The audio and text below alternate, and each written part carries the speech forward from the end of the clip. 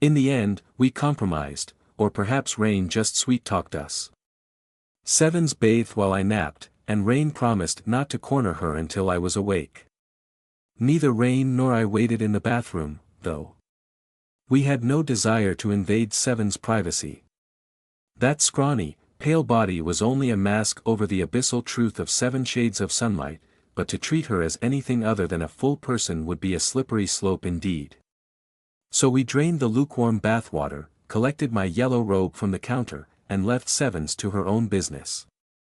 I led Tenny out by a tentacle, though Rain lingered a moment to ask if Sevens wanted us to leave Whistle behind. "Not good with dogs," she said in her raspy voice. She made hesitant eye contact with little Whistle. He snuffed.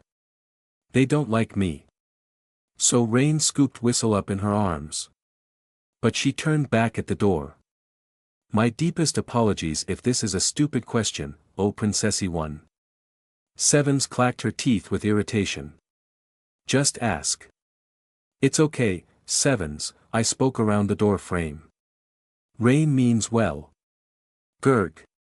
If you're all masks and costumes and onion layers," Rain said, "can't you just step into a cupboard and step out clean?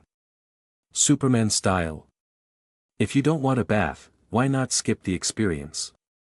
For serious, I'm not taking the piss. Not trying to mock you or anything." Sevens gazed back at Rain with eyes like chips of molten cord obsidian, face tilted down to throw her eye sockets into shadow. Her lips parted and she blew a bubble with her own saliva. Then she huffed like a grumpy teenager. "Would be cheating," she said. "I'm here now." "Gotcha, say no more. Want me to run a fresh bath for you or?" "I know how taps work," Sevens snapped. She punctuated her complaint with a cut-off garruk noise in the back of her throat, then turned and slapped at the taps. Water splashed into the tub. I was left with a lingering view of Seven's slender back through her dark tank top, the individual vertebrae of her spine standing out as she hunched over the bath. As we retreated and Rain closed the bathroom door behind us, Sevens glanced back and met my exhausted gaze with black on red, for just a second, petulant and grumpy but also pleading. Rain waited at a polite distance from the bathroom door, until she was certain the splashing sounds indicated Sevens was properly in the tub, then she finally turned away to put me to bed. Tenny was gently asked to go entertain herself or find Lozzie, because Auntie Heather needs to sleep. Whistle curled up like a giant French pastry at the foot of our bed. Rain got me out of my damp towel and into some clean pajamas, then used Evelyn's blow dryer on my hair. It didn't take much to coax me under the bed sheets, especially when Rain draped the yellow robes over the top of the covers. But when she sat down and brushed my hair away from my forehead, I knew I wouldn't be able to sleep. "Of course you will," Rain said. "It's what your body needs. Just relax. You were nodding off in the bath easy enough." "I'm too buzzed," I said with a fatalistic sigh. I reached out of the covers with my tentacle and curled it around a corner of Seven's yellow robes, feeling the strange metaphysical warmth flow into the pale flesh of my extra limb. Despite how tired I am, there's too much to think about, too much to do. There's Sevens, and I need to know why Zheng isn't home yet, and we need to speak to Badger but we can't all visit him in the hospital, and Nicole? With the papers? And Evie's MMM. Good Lady Hypnos claimed me without my knowledge, enfolding me in dreamless oblivion. My plan of just a nap, just an hour or two did not survive contact with that first sip of sleep. Rain was correct, my body knew what it needed, and that was apparently 11 hours of lying very still. My powers of unstoppable napping consumed the rest of the morning, smothered the whole afternoon, and bit off a good chunk of the evening. Hazy periods of drifting consciousness came and went, submersed in cocooned comfort. I dimly recalled waking up to the rasping sound of Seven's voice and Rain's whispered reply, "You woke her, SH." I must have sat up, because I felt like I'd been dragged from the rubble of a collapsed star. I recalled grumbling, "More sleep," and flopping back down in bed. I recalled Rain's gentle hands tucking me back in. I remembered stumbling to the toilet sometime later, my eyes closed against the afternoon sunlight pouring in through the windows. I recalled a firm grip helping me there and back. Rain's face filled my memory, her hands holding a glass of water. "So you don't wake up with cotton mouth," she'd said. I must have complained terribly, because a tiny whip crack of command tinted her next words. "Come on, Heather. Drink, then I'll let you sleep more." Sleep more, I remembered saying, but nothing after that. Sunset heralded true awareness. An early summer sunset paying a premature visit to the last days of spring, turning the horizon the color of old blood, drenching the underside of the clouds with a deep orange which dripped onto the city of Sherrowford beneath. Even the warm, womb-like darkness of my bedroom was not immune to the deluge. The mouth of the sunset furnace glowed through the curtain, teasing my eyes open. Half awake, I gazed up at the sliver of orange sky visible in the gap between fabric and window frame. I lay immobile for what felt like a very long time, though it was likely only a minute or two. I struggled to keep my eyes open, drawn to that sky, surrounded by the barely visible shapes of familiar furniture and discarded clothes in the gloom all around. My subconscious registered somebody else's breathing nearby. Not in the armchair, not by the desk, not out in the dark. Rain, right where she should be, next to me in bed. Instinctively I burrowed back down into the bed sheets and rolled onto my side to snuggle against her. Hands reaching, tentacle questing, nose nuzzling for her neck. A scent like iron, like blood on skin. Unfamiliar body odor was not fully masked by soap thin and hot, like strong black coffee. One of my hands bumped a bony shoulder. I was suddenly very awake and very aware that I shared a bed with neither Rain or Zheng, nor anything else I recognized. I was half upright and pulling the covers after me, heart clenching like a fist, a hiss caught in my throat. But then the petite form in bed next to me, draped in thick shadows, brought last night rushing back. Oh, I breathed at my own stupid panic. Sevens. Tension drained away, though it left a slight adrenaline tremor in my hands and a heavy pulse in my tired skull. I leaned to the side so the hazy sunset glow would afford me a better view of Seven Shades of Fast Asleep. Sevens was asleep on her back beneath the sheets, all sprawled out. One leg stuck out of the covers, one arm was thrown over her head, her hips and belly were twisted sideways, and her neck was kinked at a very uncomfortable-looking angle. She once again demonstrated that the vampire mask had joints made of rubber and ball bearings. Her dark hair was no longer greasy and unkempt, but had emerged from the enforced bath time as a silken blanket, now spread out across the pillow and partially twisted beneath her strangely fragile body. She wore a loose white t-shirt several sizes too large for her, probably borrowed from Rain. Her mouth hung open in sleep, a dark cave full of glittering needles. I'd expected her to sleep curled up in a ball, perhaps even wrapped entirely in a duvet like some kind of burrowing animal who felt safest in tight spaces. Another assumption of mine which proved wrong. Her face with its small and delicate features, her sharp cheekbones and pinched nose, looked utterly relaxed. In sleep, she inhaled through her nose and snored ever so gently as she exhaled through her mouth. The dying sunlight picked out the tracery of blue veins beneath her mushroom-pale skin. Was this safe for a vampire? She'd stuck her hand in direct sunlight earlier and hadn't burst into flame.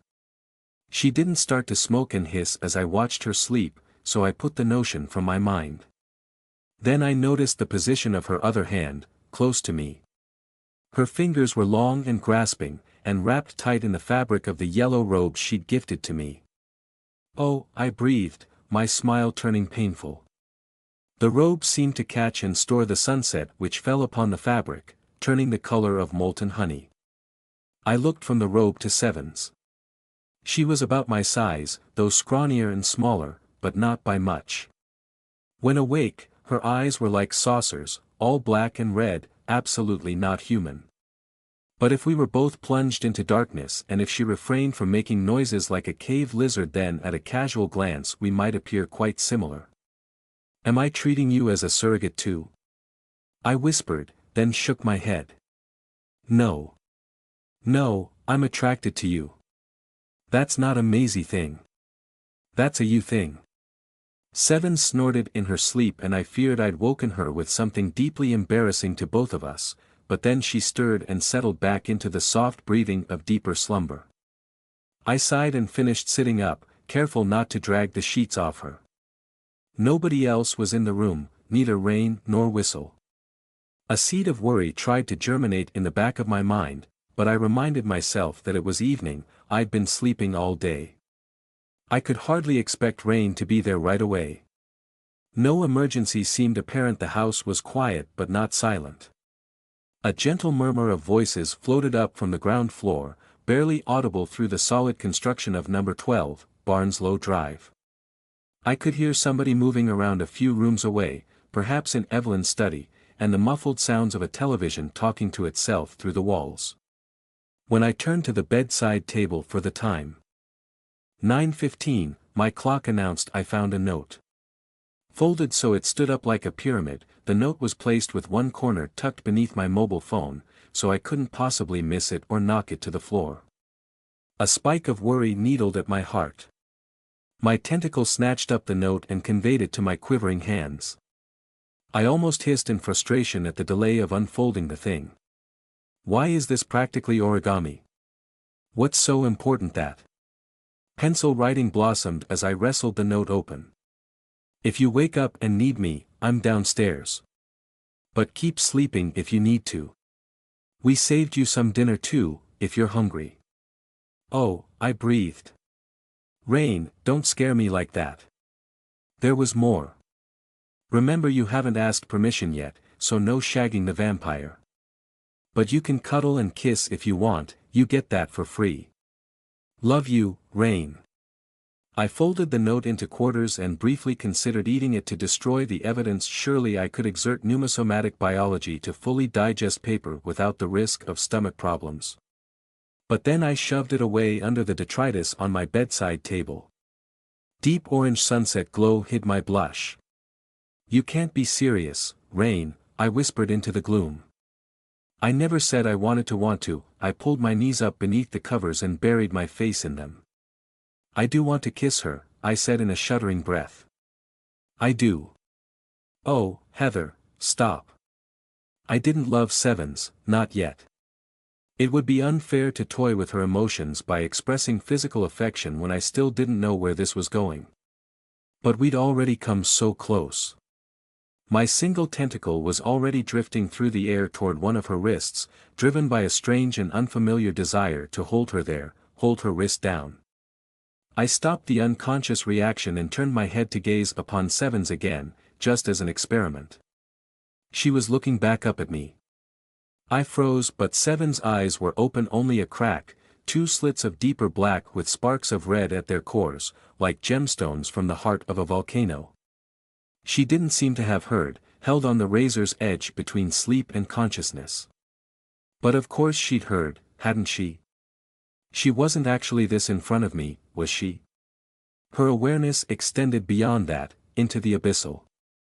Didn't it? Why take a bath? Because to skip it would be cheating. I swallowed on a suddenly dry throat and raised my voice to just above a whisper. It came out hoarse and dry. Sevens. She grumbled, a tired and raspy noise. Then, to the sound of my heart playing a trumpet blare, she stuck one awkward gangly arm out toward me. I bit my lip, heart juddering, mouth gone totally dry. Rain had said it was okay and now Sevens was asking for it too. The instinctive ape in me wanted to cuddle up and go back to sleep with this packmate friend partner, but I retained enough higher functions to hold off for a few moments longer. Sevens, I can't promise you anything, I don't. Grr, she rasped, going pouty and petulant in the sunset glow. Shut up and give me a hug. Please. She finished by clicking her teeth together, clack clack. That cannonball went right through my curtain wall, hit my powder magazine, and blew me to pieces. Before I could stop myself, I was giving Sevens exactly what she'd asked for. My tentacle snaked out and grabbed one of her wrists, pinning it to the pillow and drawing a confused "ma" of sleepy complaint from her. A second tentacle sprouted from my flank beneath the blankets to join the first, powered by the most gentle flicker of my bioreactor. I ran that up behind her, along the stringy muscles of her slender back, to press her in close and cradle her against my front. I was snuggling back down in bed, hands gently touching her shoulders through her t-shirt. "Keep it chaste for now, Heather, come on," I willed myself, but then I leaned in close and planted a soft kiss on her cheek. She tasted of soap with a hint of iron. "Heather," she half complained, half exalted me, snuggling into my hug in return. I gasped in something akin to awe. My goodness, she was so slight and bony, there was so little of her. It was like cradling a bird whose bones were at risk of shattering if you pressed too tight. I was gentle, so very gentle, but I wanted to squeeze her and make her squeak, though I also struggled with a strange desire to march her downstairs and make her a lot of food. I was blushing from the unexpected kiss, asking myself why I'd done that, wondering what the hell I was doing as I held Sevens close. She nuzzled in deeper, pressing against my shoulder, giving herself to me. I took a shuddering breath, reminded myself that Rain had given me permission for this, and began to lean in to kiss her cheek again. Just her cheek, I told myself. And that's when I felt her jaw hinge wide. Dozens of very sharp teeth pressed their needle-prick pressure against my exposed throat. "Oh right," I thought to myself, oddly calm. Vampire. 7 shades of exsanguination did not bite down right away. She clung to me, strong fingers gripping the back of my pajama top, her legs entangled with mine, holding us locked together in the moment before the bloody joining of mouth to artery. I felt the hot tickle of her breath against my skin and the faint tremor in her limbs. I should have sprouted all 6 of my tentacles and peeled her off me like a leech. I should have speed-grown armor plating over my throat to turn away her fangs. I should have said, "Down, bad girl." But I'd already established who was in charge here, this changed nothing. I sighed with deep release I hadn't known I'd needed. Almost without thought, one of my hands ran up Seven's back, slow and gentle, then cupped the back of her head where skull met spine, pressing her against me. The tentacle I'd been using to hug her crept upward too, wrapping around her neck, like holding the muzzle of a feeding calf. I tilted my head back to expose more throat, eyes fluttering shut as a tiny part of my mind screamed, "Why are you enjoying this?" "Go ahead," I murmured. "If you need it." And I meant it. God help me, I meant it for real. I would have let her bite down. Well, it's not as if I couldn't have patched the hole with pneumosomatic tissue. I wonder if Sevens would have classed that as cheating. Sevens froze for a long moment, even her excited, nervous vibration stopped, going cold in my arms. Then I felt the pinpricks of her needle teeth leave my throat. She let out a weird little gurg noise and scooted back from me, pulling as far away as she could without actually leaving the hug. Her eyes avoided mine, staring down at the covers. The dim sunset glow almost hid her awkward blush. Sevens. I was joking, she rasped through those sharp little clenched teeth, then managed to meet my eyes with a blushing frown. "Why'd you have to make it weird?" I laughed, couldn't help myself. "You were quite welcome to go ahead, if you needed to. I wouldn't have minded." I put a hand to my throat where her teeth had touched, but it came away clean. She hadn't even broken the skin. She rasped with obvious embarrassment, scooting further back in the bed. She didn't reject the hug entirely. One of her hands lingered for the touch of my own, but I sensed she did need the physical space, so I let her go. She sat up, coiled in the blankets like a ferret in a burrow. I followed suit, so we were eye to eye. 2 small animals sitting opposite each other in the dying sun, both of us mere physical fronts for unspeakable and unknowable invisible truths. Seven sniffed and rubbed at her nose, watching me with a cautious look. The t-shirt was so large on her it looked silly, like a tent. I let my 2 tentacles coil about myself for comfort, rubbing my bruised sides. All that hard work last night had left a mark, even if I was mostly used to it by now. Flinging myself across the kitchen to save the night with a slip had strained more than a few muscles. "Do you need blood?" I asked. Are you really a vampire? I mean, in this mask, right now. Seven slowly blinked, one eye closed, then the other, then opened both.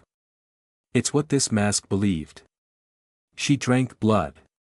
Sometimes. Who was she? 7 shades of suddenly shy averted her eyes and fidgeted in her coiled blanket nest, hunching her shoulders and ducking her head, a prelude to hiding away. She hissed through bared teeth. I reached out with a tentacle and took firm but gentle hold of her chin and cheek, arresting her retreat. I was only half aware of what I was doing, still groggy and running mostly on instinct, but this made my heart pound against the inside of my ribs. Gua! Sevens gurgled. Her eyes shot up, blinking rapidly. Sorry, I said, throat gone tight. I just why her? Why this mask? I know there's no real you, no real mask. I accept that, totally. But I would love to know more about you. Why this mask? Why is this one comfortable for you? Sevens made a grumble in her throat and leaned into my tentacle for a second, then gently moved away. Dominance reinforced. She looked down at her own slender, bony arms and flexed her wiry fingers before she spoke. She was the first one I ever guided to happiness with another woman, Seven said slowly, voice a gentle creak of raspy vocal cords. Her words held a strange melancholy I couldn't quite place. Memory, I supposed. Oh, I sighed. Oh, Sevens. She shrugged. So she's kind of like the last time I redefined myself. We're all just stories in the end, right? So here's one that made me. She made a claw of her fingers in front of her face, mock menacing at me, but the toothy grin she pulled was 100% fake. She couldn't even convince herself. Sevens, are you all right? She let the hand fall to the sheets again. I don't know. It's been a long time since I did this. Redefined yourself? She nodded, chewing her bottom lip and looking out at the sunset. And it's scary. Self-critique hurts. You realize all the things you've been getting wrong. You've been doing pretty well so far, I think. Her eyes wandered back to me, slow and sad and not really convinced. This mask, she said. Do you want to hear the story? Yes. I almost yelped. Yes, please, Sevens, I want to know about you. Please. She grumbled. Well, her name was Julija. Don't call me that though, I'm not her. Sevens frowned.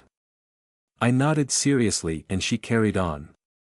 She was born to a very, very rich family. The sort of family who lived in a castle. But she was also very, very sick. Born wrong. Something eating her inside, maybe, something in her heart or her brain. They didn't have the kind of medical technology you have these days, so they couldn't fix her, no matter the herbs they stuffed in her mouth or the leeches they put on her skin. But her family were rich and they lived in a part of the world where money could buy anything. So they bought a way out for their daughter, before her body finished running down. They made her into a vampire. Sevens shrugged, bony shoulders lopsided beneath her nest of blankets. They didn't know what they were buying. They didn't know the full price. They hired a mysterious gentleman of great renown, who came with a big glass vial of stolen blood from something of which he would not speak. He encased their daughter in magic circles and a coffin of lead. Then he killed her, then brought her back, then killed her again with a stake through the heart, then left the corpse in a bath filled with the blood of a freshly slaughtered bull. When he left, her parents waited the 2 full days as they were instructed. They didn't disturb the corpse. They did love their daughter, but they couldn't deal with what she was when she woke up. As Seven spoke and warmed to her tale, she visibly relaxed, no longer avoiding my eyes but locking to them with an almost hypnotic intensity. Her voice became a barbed lure, dragging one's thoughts onward through the past. She was like an animal. Hated sunlight, water, loud noises, rough clothes against her skin, wrong tastes. All sorts of things. Attacked the servants, the walls, the floor. Went around naked, barking and growling. But her parents loved her, so they did everything they could, tried to make her comfortable, made a secluded haven for her to rave and scream as much as she needed. But as the years went by, her parents aged. She didn't. She got these weird eyes. She grew strong but not older. And she grew these. Sevens flashed her needle-pointed teeth and clacked them together. Poor thing, I murmured. It was 100 years later when I turned up. I blinked. A century? The parents were long dead. Julija was a family myth, a thing living in the castle cellars and inside the walls. She ate rats and mice, mostly, drained them and left the corpses lying around. Sometimes they'd be found, add to the myth. But it wasn't enough, you know. Sevens placed an index fingertip against the side of her skull and twisted it back and forth. Not enough blood. Not enough to make her brain work again. Oh. Oh, I see. Sevens sighed, a wet rasp. I was there for the father, actually. The current head of the household, I mean, not Julija's father, he'd been a good man. I was not quite following in my own father's footsteps, but I did things. Sevens dipped her head, suddenly awkward again. Grand Guignol. I echoed the words Melancholy had spoken back on the road to the king's palace in Carcosa. A bit of the old ultraviolence. Sevens' red-chipped eyes darted back to me. The corners of her mouth spiked up with an evil little smile, a kind I had never seen before on her face, this mask or any other. Her voice emerged with a quivering tremor of nervous excitement. Family tragedy was in the making. They were all going to die, him last. A play for hubris and pride. There was going to be this big ending where his son was going to eat his father's own. Sevens trailed off, baring her teeth in a weird little hiss, curling her head left and right and avoiding my eyes. It's okay, I said, not quite sure if it was okay at all. I had to remind myself briefly what Sevens really was. I don't do that anymore, she rasped low, head hanging. I'm not my father. I coiled a tentacle around one of her small hands. I know. I accept that. I do worse now though, she said in a tiny hiss. Don't I? I'm sorry. Suddenly she shook her head, like a dog shaking off water. She sat up again, gazing at me. I was there for Mr. Patriarch, but then I discovered Julija. And she discovered the family's daughter. Ah. Ah indeed, Sevens rasped and smiled again. A real smile this time, a little hitching flicker that showed her teeth and made her eyes bright with joy. And that changed everything. The daughter, her name was Hannah. She was 19 that year, and they were going to marry her off to her own cousin. 20 years older than her. At first I wanted to work that into the play, but then Julija kept sneaking into her bedroom to watch her sleep. Hannah knew it was happening, but she wasn't afraid, she was fascinated. In rapture of the dark. And I saw it happen, and I saw that they could be more. More. And I wanted. Sevens swallowed on a thickening throat. She sniffed hard and wiped her eyes on the back of one hand. Even for an outsider, the power of memory was a sight to behold. It's okay, take your time, I murmured, cradling her hand in the end of my tentacle.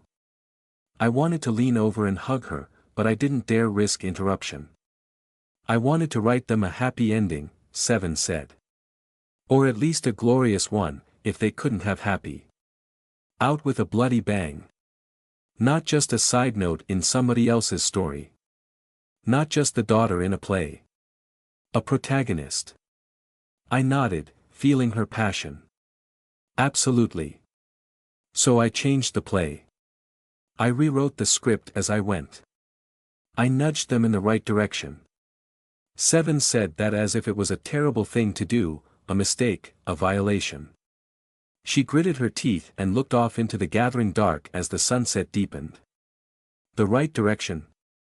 I prompted, afraid of where this was going. Her first failure.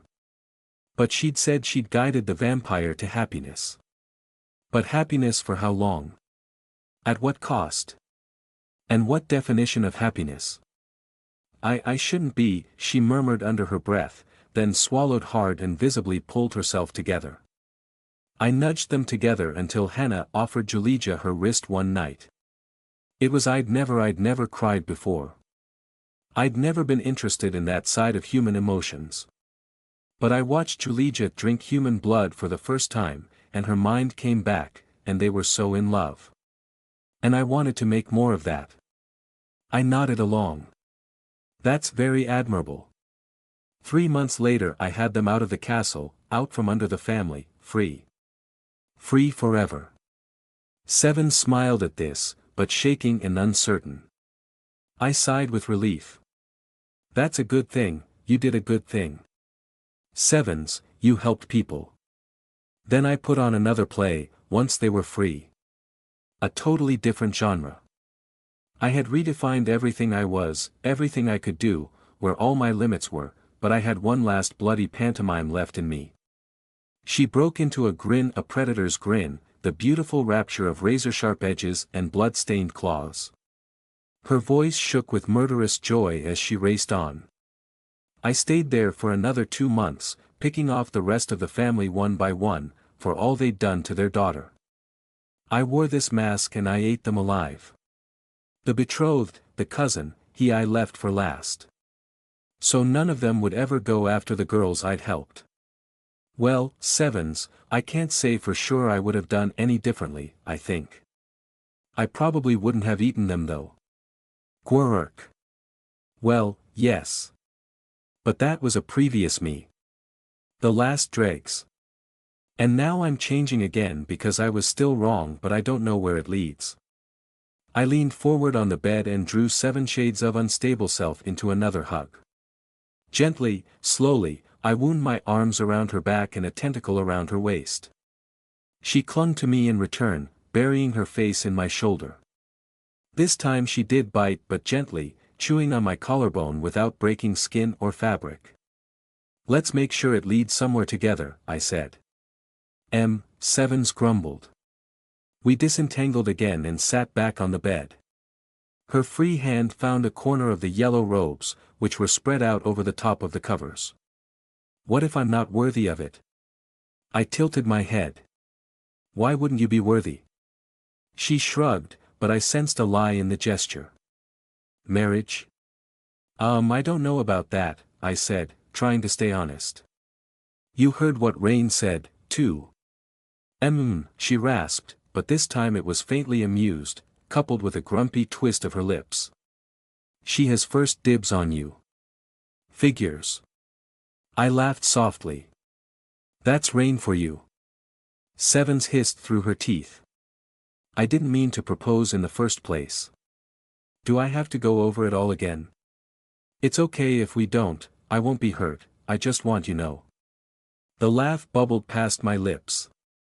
You're so deliciously grumpy in this mask, Sevens. Gurg, she croaked, averting her eyes. So what happened to Hannah and Julija in the end? I asked. Hannah became a vampire too, said Sevens. Touch and go, almost died, but she made it. As far as I know, they might still be out there. Maybe. I lost track. You should talk to Zheng about vampires sometime. Seven's eyes went wide, glistening black orbs in the dusk and glow. Zheng. Oh no. She's not going to threaten you, I said. Or, she better not. She might not like any of this. She loves me, but it's not like that, she won't be possessive. I think. That's just something we need to all sit down and discuss like adults. Isn't it? And what if that changes? What then? Does your polyamory explode in your face? No. We just talk about it. Like adults. PFT, Seven snorted. Passion is better than rationality. Then she seemed to deflate, curling in on herself, finally completing the retreat I'd halted earlier. She ducked her head under the covers and assumed the aspect of a fully wrapped blanket blob. Only her eyes remained visible, peering out through a slit in the covers. Or so I thought, she gurgled, muffled and indistinct. Wrong about everything. Wrong, wrong, wrong. Sevens. I almost laughed, but the tone of her voice held real self-recrimination. She spoke from the bottom of a deep, dark pit. I reached toward her. What's wrong? NN. She shrank from my questing touch. Sorry. This mask wants to hide from difficult things. I can change. If you want. No, no, it's okay. What I want shouldn't determine yourself.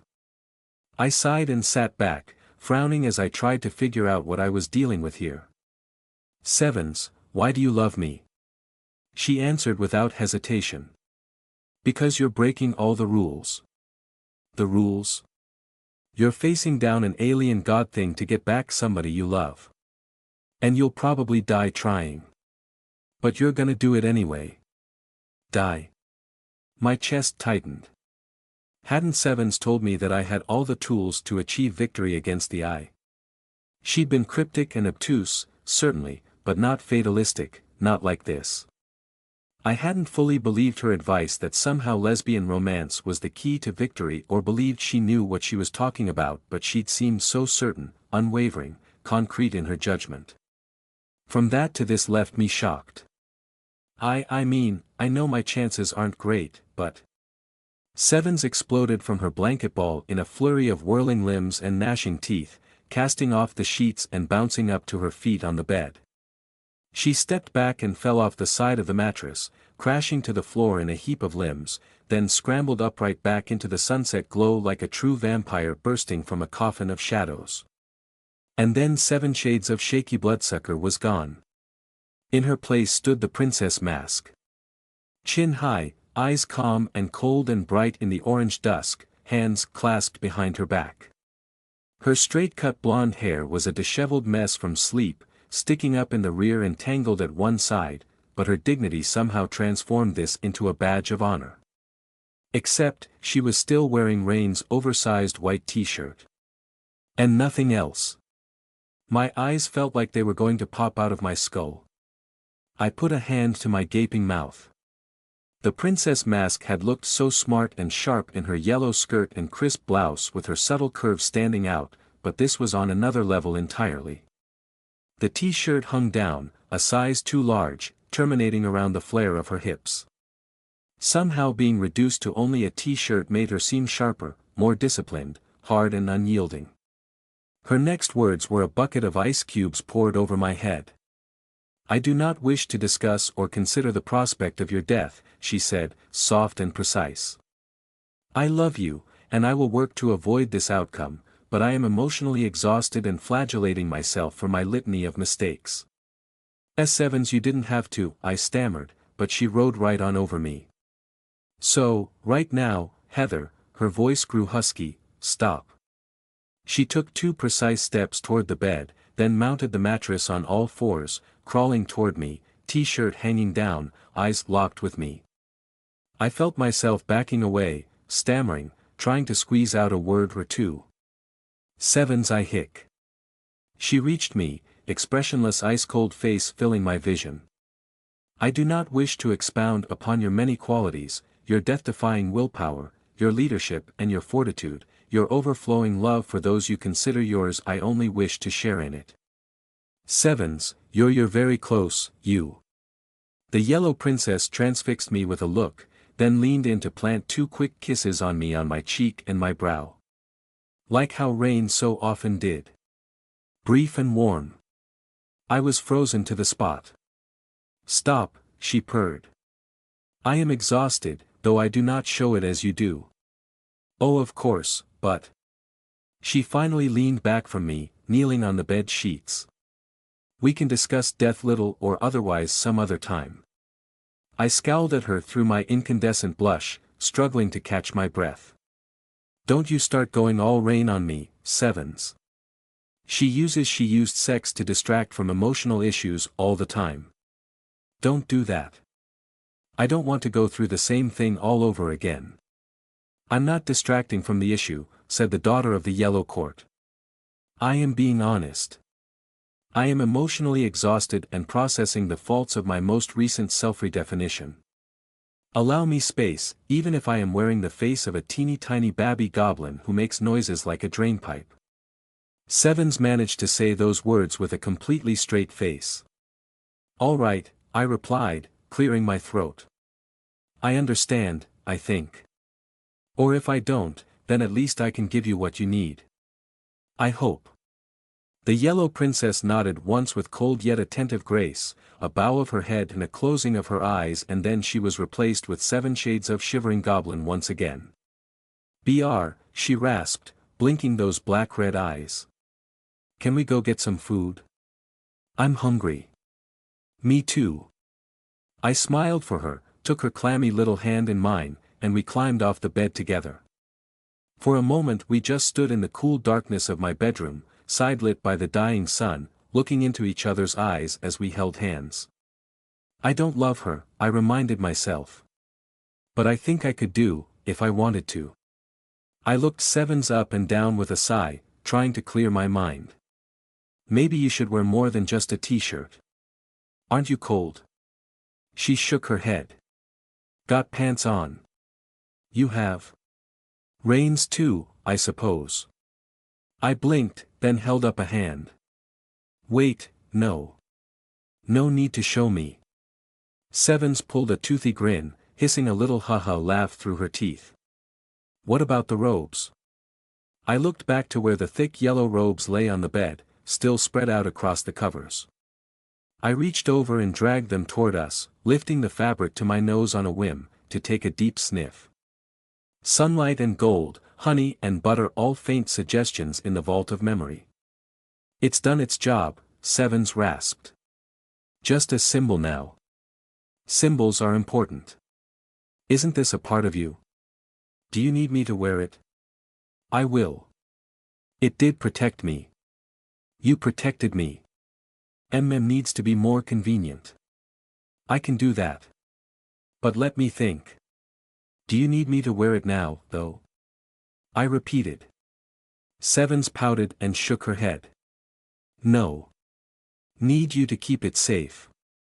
To my surprise, she reached out and pressed 3 fingertips to my chest, just over my heart. Get it? I nodded, speechless at the gesture. Then I dragged the robes off the bed and draped the garment over Seven's own shoulders. The yellow waves engulfed her like a waterfall, massive on her tiny frame. She let out a little gurgle squeak of surprise, and for a second I thought she was going to wriggle right back out of the robes, but then she grabbed the sides and drew them closed, huddling down inside the enclosing warmth. She peered at me with skepticism in the quirk of her eyebrows. But this is yours, she said. I gave it to you. What's mine is safe with you, I said. I can't peel off part of myself, so the symbol will have to do. Sevens made a little gurgle and looked down, points of color blossoming in her cheeks. She wormed a hand out of the robes and stuck it out toward me, awkward and blunt, fingers grasping. I slipped mine into hers and squeezed gently. Let's go find some food, I said. We slipped out into the welcoming darkness of the upstairs hallway, hand in hand. The house was deep in the clutches of dusk. Heavy shadows filled the open spaces of corridor and door frame, and turned the head of the stairs into a phantom of shades. Sunset poured in through the window and painted a smear of slanted orange against one wall. A line of faint artificial light showed beneath the door to Evelyn's study, and I could hear television or perhaps video game noises from Lozzie's room, but the unmistakable murmur of voices in the kitchen drew me toward the stairs, as did the liquid grumble of my empty stomach. Sevens walked on her tiptoes, stalking like a predator on high alert, muffled only slightly by the gentle dragging of the yellow robes across the floorboards. I almost giggled at the sight. She was so small inside the robes, totally swamped, a tiny thing wrapped in layers of safety. Like me in this house. On a whim I paused at the window to look out at the sunset again. It was more beautiful than anything outside. At least, I hoped it was. The deep orange light turned the underside of the sky into a banked fire, framed by the backdrop of the distant horizon like a wall of slow-burning flame. Long shadows stretched from every house, wall, fence, and lamppost, etching canyons of darkness across the visible sliver of road and pavement and gardens. Pneumosomatic life cavorted in the sunset. 2 houses down, a sort of praying mantis stood on the roof, studded with shiny patches like metal plates, sunning itself in the orange glow. In the next garden across, a trio of giant mushrooms swayed gently to a song none could hear. As I watched, they stood up on dozens of tiny legs and relocated to stay out of the lengthening shadows. In the street, a thing like a cross between an anteater and crocodile was rolling on its back, huge jaws opening and closing on empty air. Strange birds made of crystal and smoke clustered around it, pecking at its hide to remove unseen parasites. At the end of the road stood a 12-foot figure like a polar bear half-melted and steaming with toxic green gases. I sighed with delight, then blinked in surprise. I never would have imagined feeling safe and normal at the sight of my hallucinations. But they were earthly as much as I was, not outsiders. They were meant to be here. I tore myself away from the world and led Sevens downstairs. She took the steps one by one with little hopping footsteps, with the robes dragging behind her. The lights were off in the front room, but the kitchen glowed against the oncoming night. As we approached, I recognized the sound of Rain's voice, low and firm. "This part you've got down just fine," she was saying. "Look, you've done it with your eyes closed. Let's move on." My heart climbed up my throat. Her tone was unmistakable, desperate reassurance. "Rain." I spoke her name out loud, almost in a sudden panic as Sevens and I pattered around the corner. 2 faces looked up from the kitchen table. Rain, suddenly brightening into a grin at the sight of me and, to my surprise, sitting close by her side, was Twill. Our friendly neighborhood werewolf was not doing well. Her unmatched, almost porcelain beauty was marred by a deep frown on her delicate features. She had the faintest bags under her eyes, face lined with the signs of short-term chronic stress. Her long curly dark hair was pulled back in a ponytail, which I'd never seen her do before, and she'd shed her habitual blue and lime coat, reduced down to a black long-sleeved t-shirt with ragged holes in the ends of the sleeves, one of which she was in the process of worrying wider with her front teeth. She sat hunched in the chair, one leg wiggling back and forth with nervous energy. "Hey, Heather, you're up," Rain said. "Sevens," she added with a nod. "Oh, hey," Twill said, spitting out the end of her own sleeve and trying on a forced smile. "Oh goodness," I blurted out, eyes wide. What's happened?" "I don't know."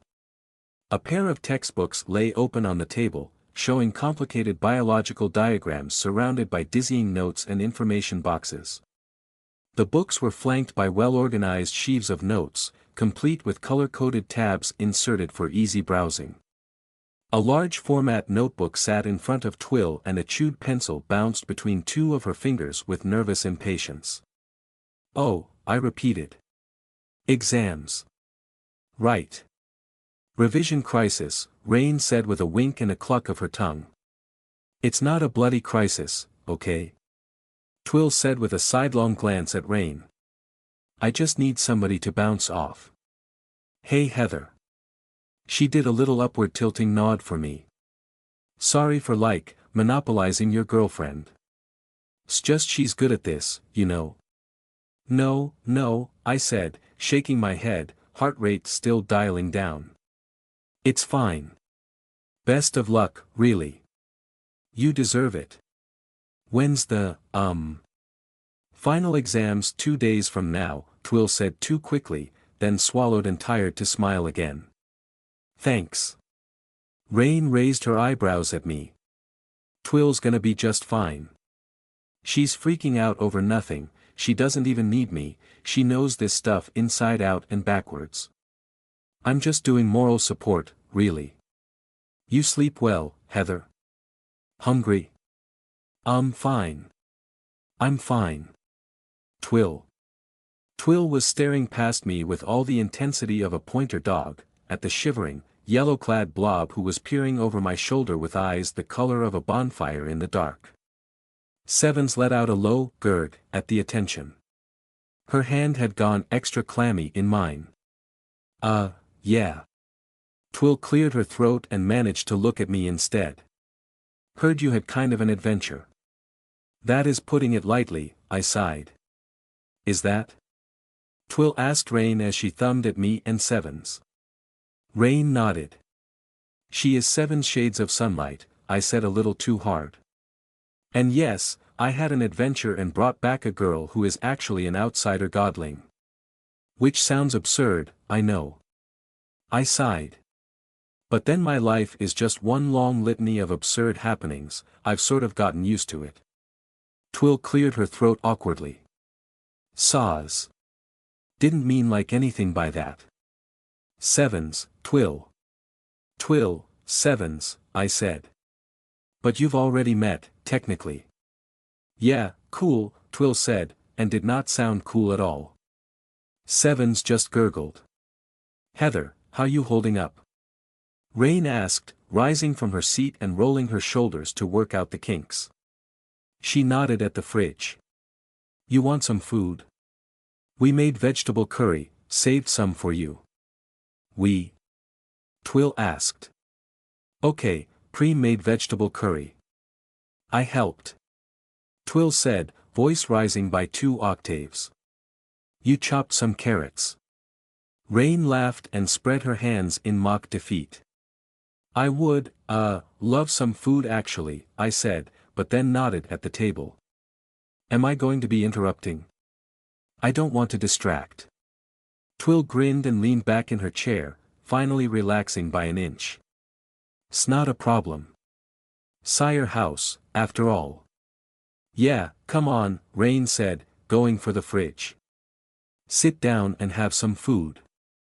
You too, Sevens. Grr. But hey, Twill went on, as if she'd just remembered something. Evie did say that Heather and Sevensy here should go talk to her about Twill trailed off as Rain slowly turned back to her. A look of resigned disappointment peeked through Rain's smile. Rain. I perked up. Was I not supposed to say that? Twill asked, eyes flicking from Rain to me. Oh shit. It's fine, Rain sighed. Just thought you might have more sense. Well, sorry. Twill huffed, rounding her shoulders. Should probably spell it out for me in future. Rain, what is this? I asked. Were you trying to keep something from me? Rain shook her head. Just until you'd eaten. Would been nice to sit with you, that's all. Here, I'll get you some curry and warm it up. But yeah, Evie wanted to talk to you as soon as you're out of bed and mentally coherent. About what? Went Sevens over my shoulder. Rain shot her a wink. About our little yellow friend here. We found Evelyn exactly where Rain said she would be upstairs in the study, ensconced in her ancient wooden desk chair before a pile of books, scribbling away at something on the desk. Come in, I won't bite, she called through the door when I knocked. I had to perform a complex balancing act in the dark, with a lukewarm bowl of curry in one hand and the door handle in the other. Sevens was attached to my pajamas by both hands like a limpet, as she had been the entire time Rain had been heating up the food, and then all the way back up the stairs too, forcing us to shuffle along lest we trip over each other's feet. It's only Evie, I'd whispered. Grr. She wants me gone. I doubt it. Sevens, relax, please, I can't get up the stairs like this. But Sevens wouldn't let go, as if afraid of being pulled away from me. It was only when I huffed with frustration that I realized my pair of tentacles was already nudging the study door for me, opening it on the soft, warm glow of Evelyn's desk lamp. The study yawned wide, a nook of light nestled deeper in the enclosing darkness of the house, welcoming me with the scent of old books. Evelyn looked up as we entered, turning in her wooden desk chair, eyes greeting me with soft recognition. Heather. Evening. You slept? She asked. Yes, not badly either, thank you. More to the point, Evie, did you sleep? Evelyn looked both better and worse than when I'd seen her that morning. She'd changed her clothes and was now wearing a comfy-looking purple sweater and a long floral pattern skirt, quite bright and frivolous by her standards. Her hair was pinned up in a loose bun, the sort of thing she did while working on a difficult problem. Her eyes were still tired but not as dark as earlier, and her expression held far less stress in the lines of her face. She had an oddly contemplative look about her in the moment she considered my question, akin to the inquisitive, cold curiosity that she had so obviously inherited from her mother, but softened by self-conscious reflection. What really surprised me was her prosthetic leg. She'd removed it.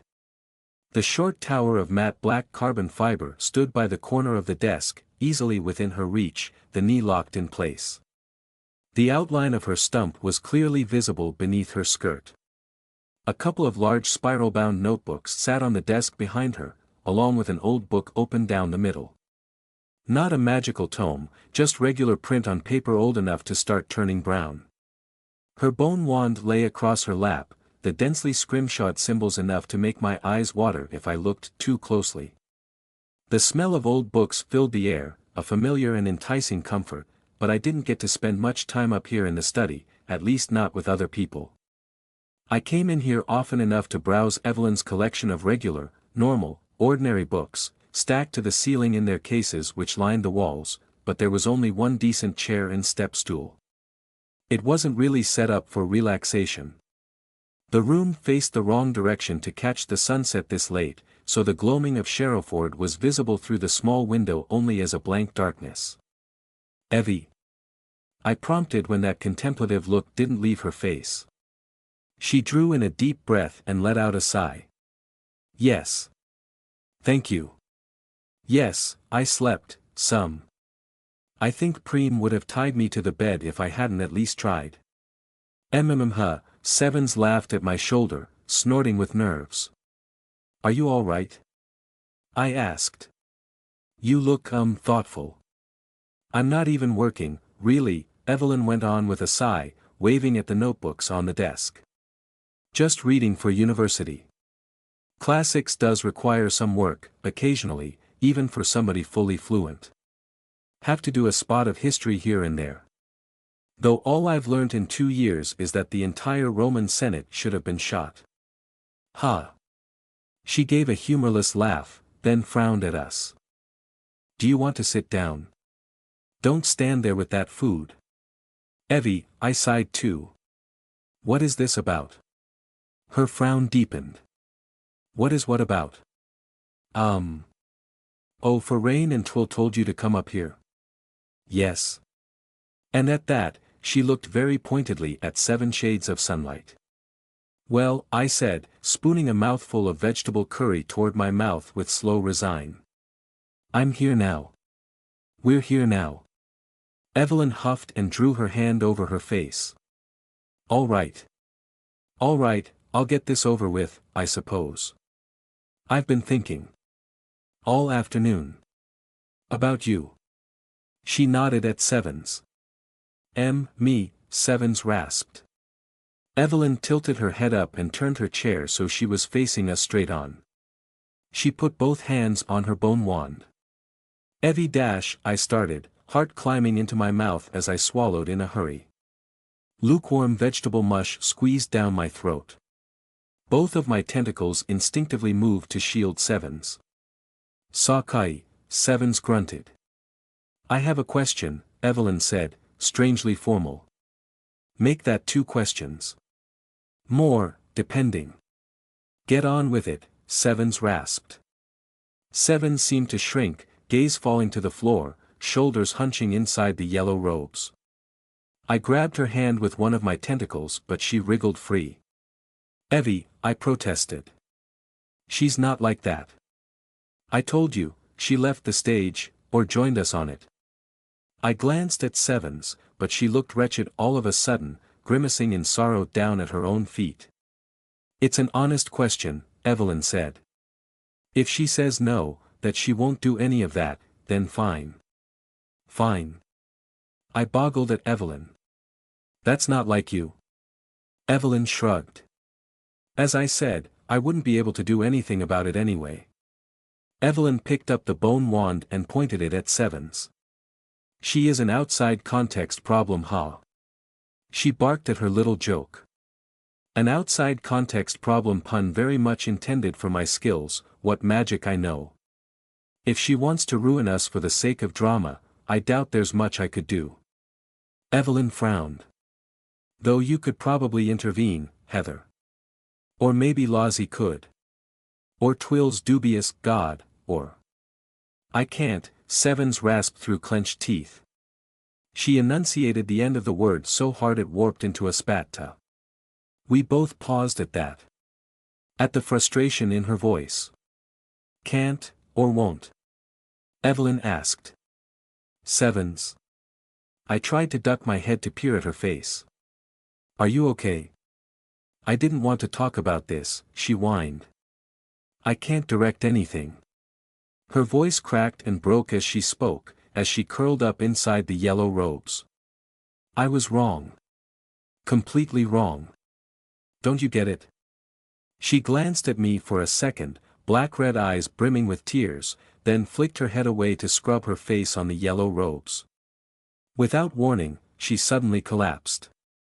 For a heartbeat I thought she'd transitioned into another mask, something unexpected, but with a thump of bony backside and knees against wood, she sat down in a heap on the floor, robes billowing out around her.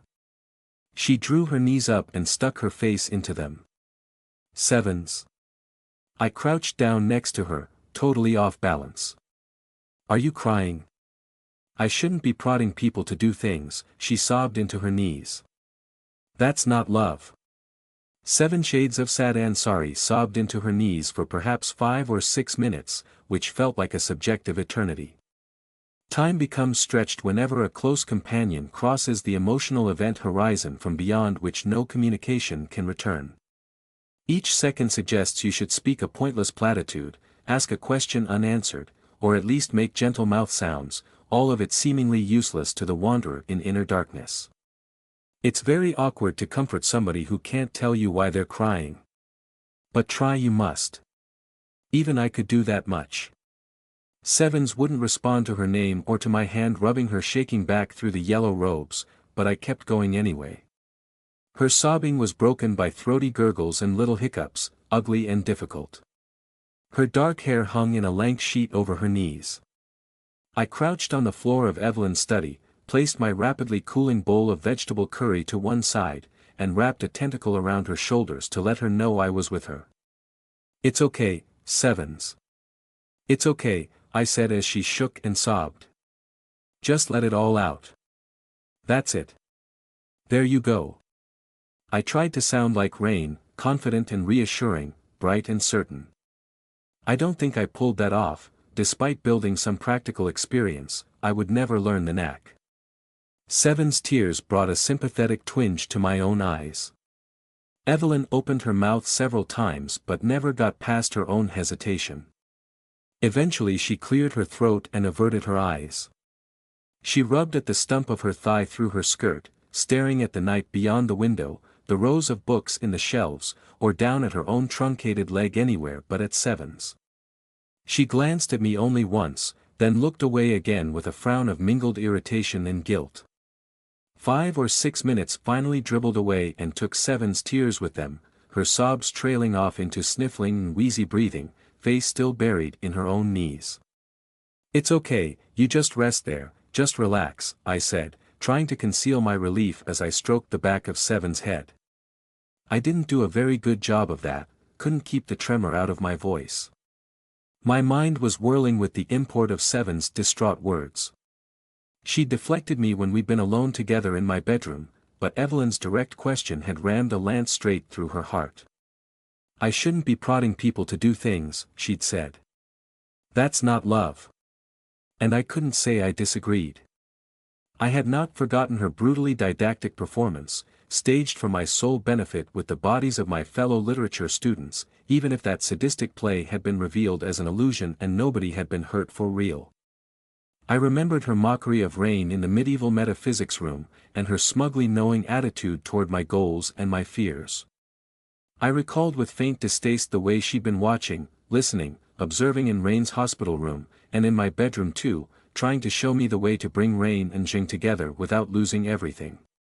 She had been a voyeur, excusing violation as art. Perhaps this lesson was a good one for her, however painful.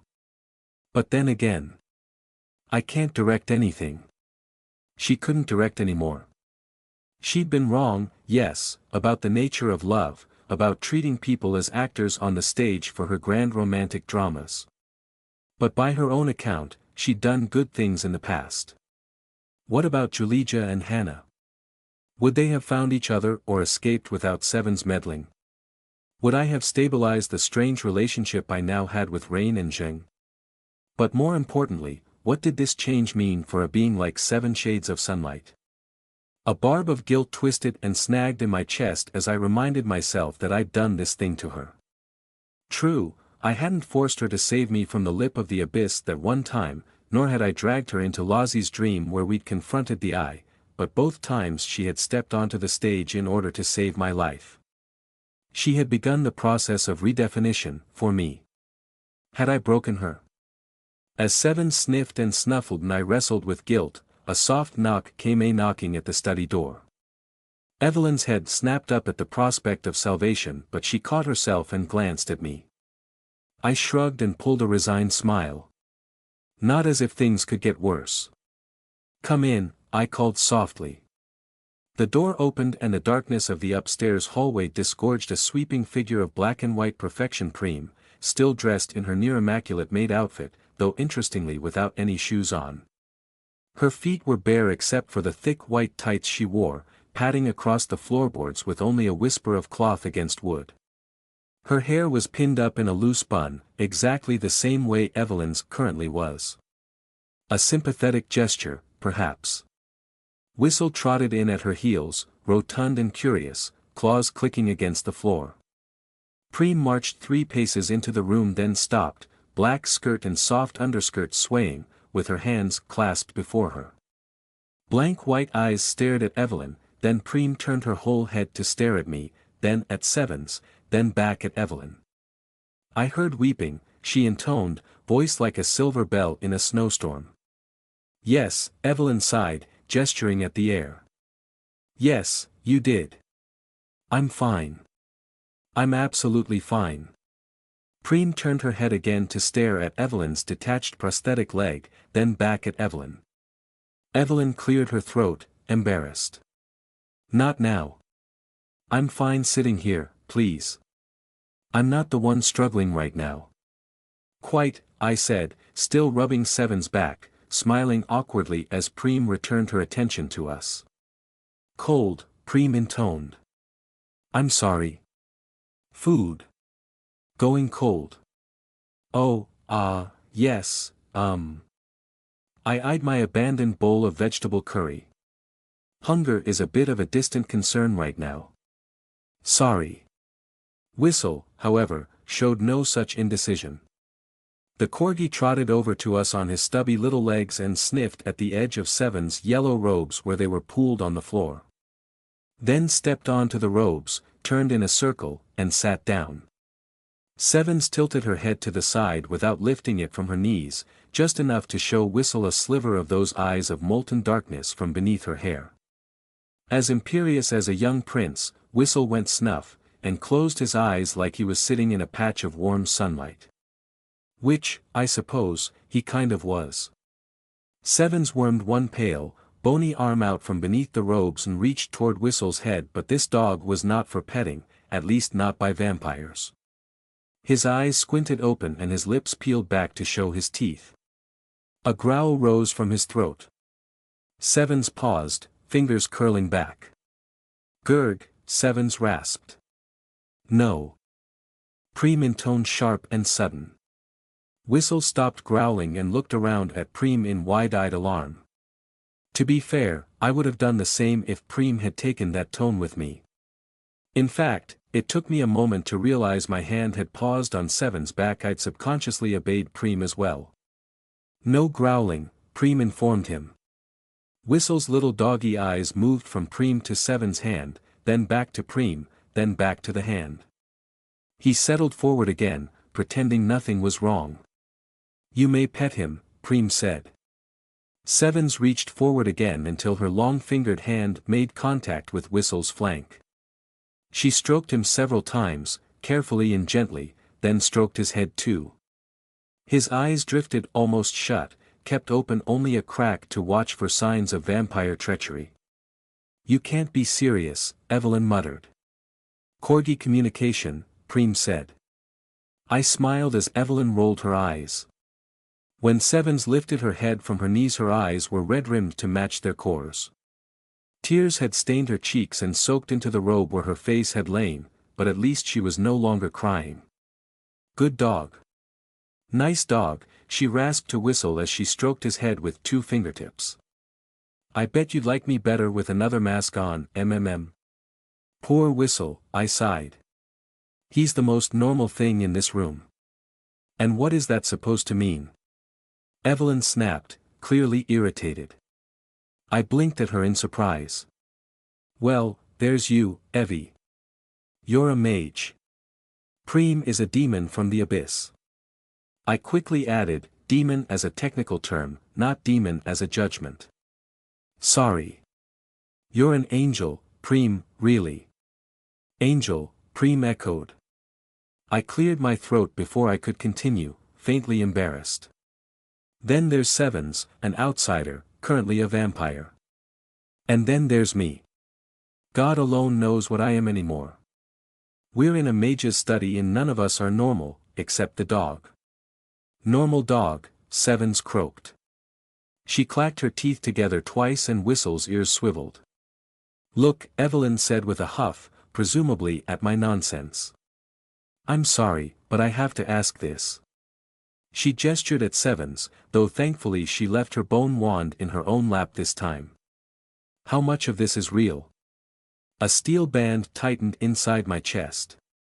Excuse me, Evie. Sevens looked up at her as well, dry-eyed and dull. I tooted. I'd expected better of Evelyn. Define real, said Sevens. Evelyn shrugged with her hands. Authentic emotional response. Define authenticity. Go on. Try. I'll wait. Evelyn huffed and cast about. An emotional response that isn't an act. One that comes from inside. You know what I'm asking, don't play word games with me. Do you really feel, or are you all an act, or mostly an act, or what? Evelyn, this is really unfair, I snapped. My other tentacle drifted up in front of Sevens, as if to shield her. What's unfair about it? Evelyn snapped back, her irritation blossoming out at me like a blast of heat. You're not treating her like a person. Evelyn winced, her eyes closed with a sigh. Heather, your faith in me is touching. I'm sorry. I treat people like this all the time, Evelyn said. Perhaps you haven't noticed. If I didn't consider her a person, I wouldn't have spent the day sitting around reading for university classes. I would have engineered a method of killing her, containing her, or sending her back where she bloody well came from. And I would have put it into action before you woke up, to avoid the chance of you objecting and undermining your own protection. I blinked in shock. Evie, So yes, I am treating her like a person. Ha! Evelyn barked a single laugh. A damn sight better than I treat most powerful people whose motives I don't understand. If she was a human being, I'd have her tied to a chair in a circle, with Rain ready to shoot her in the head, until I'm certain she's not going to kill you in your sleep. I stared, lost for words. It's fair, Sevens growled slowly, holding Evelyn's gaze. She was all cried out, languishing in that post-weep exhaustion, quiet and small. She lowered her knees, stretching her legs out beneath the yellow robes across the floor. It's a good question. Good questions from the good magician. Need to know what you've invited into your little castle. Heather matters, you want to make sure she's not cradling a scorpion. But you of all people should already know the answers. Evelyn shrugged with fingertips alone. It is a responsibility. Sevens twisted her head sideways without moving her eyes, keeping those ember-bright points locked on Evelyn. The gesture was disturbingly predatory and vaguely birdlike, sending a thrill of affectionate excitement bouncing around inside my chest. It reminded me of a vulture, featherless and filthy and ferreting through corpses, but it made me want to grab Sevens by the side of the head and nuzzle her. My little predator, something I should be running from, and all I wanted to do was get closer. My tentacles subconsciously tightened around her bony shoulders, instinctively afraid she had taken offense for real and was about to settle the score. The predatory air was not lost on Evelyn. She went very still and started to turn pale. Preem didn't react and Whistle didn't even bother to open his eyes, so I suppose we were never in any real danger. A second passed, then 2, then 3, pushing us right to the edge of instinctive panic, the cliff face off which one of us would tumble first. But then Sevens turned her eyes along with her head, leaving Evelyn free to breathe once more. Her gaze shifted flicker quick to Evelyn's detached prosthetic leg, standing immobile by the corner of the desk. "Is that your leg?" Sevens rasped. Evelyn was panting to catch her breath, one hand to her chest. "What?" "Sevens," I murmured. "That was unkind." "Is that your leg?" Sevens repeated. "Oh. Yes, that's mine," Evelyn said. "I walk with a prosthetic." "I assumed you already knew, you seem to know," Evelyn trailed off and raised her eyebrows. "Ah." Sevens clacked her teeth together and let out a little gurgled "ku" noise. Evelyn glanced down at the stump of her thigh. "Well. Fair enough," she sighed, then drew herself up. Her voice took on a formal tone. "In that case I apologize. I'm sorry that my inquiry acted as a trigger for you. I needed an answer and I suppose I have it now. You needn't elaborate further if you don't want to, and I suspect I couldn't compel you anyway." PBBBT, Sevens blew out a long raspberry of a sigh. "No. It's fine. Can't keep avoiding it, anyway. Here now, can't run backstage again. Doors are locked, script is lost, audience gone. Just me and you." She spoke to the floorboards and the indistinct lumps of her own feet beneath the yellow robes. "Sevens, you don't have to think about this now," I said, shifting to a more comfortable sitting position on the floor next to her, which totally undermined my words. Seven Shades of quietly subdued glanced sideways up at Preem, but the doll demon was staring at a point on the opposite wall, completely composed with her hands folded demurely in front of her. "Maids hear everything," said Sevens. "Can you keep secrets?" "Secrets kept," Preem intoned.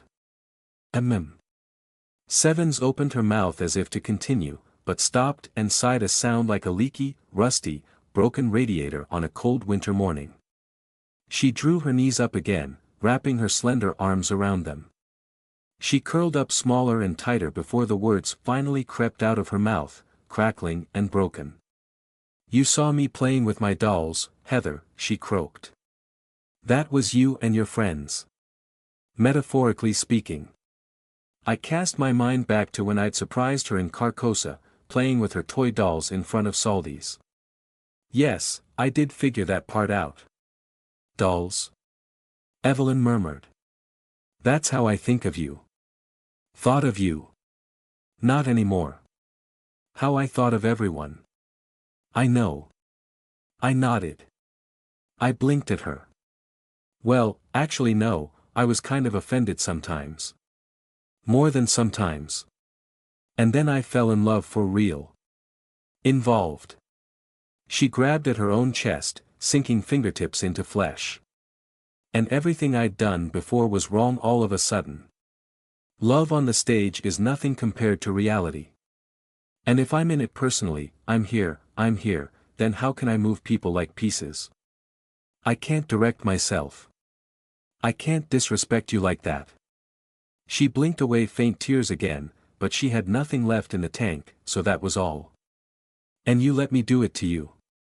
You let me prod and poke and rewrite your lines and you. It's okay, Sevens, I blurted out. You helped. You did, it wasn't all wrong. I mean, without you, maybe Zhang and I wouldn't have. It was wrong, she rasped in my face. If you don't get it, then maybe I shouldn't be here at all.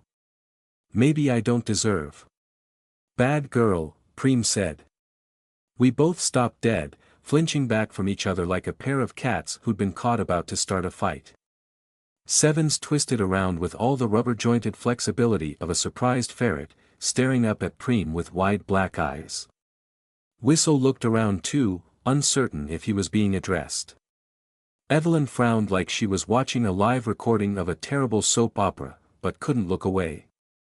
Preem stared back. You have been a bad girl. Sevens ducked her head and whined deep in her throat, hair hiding her face. I grabbed her around the shoulders in a hug, scowling up at Preem, my free tentacle drifting around to protect.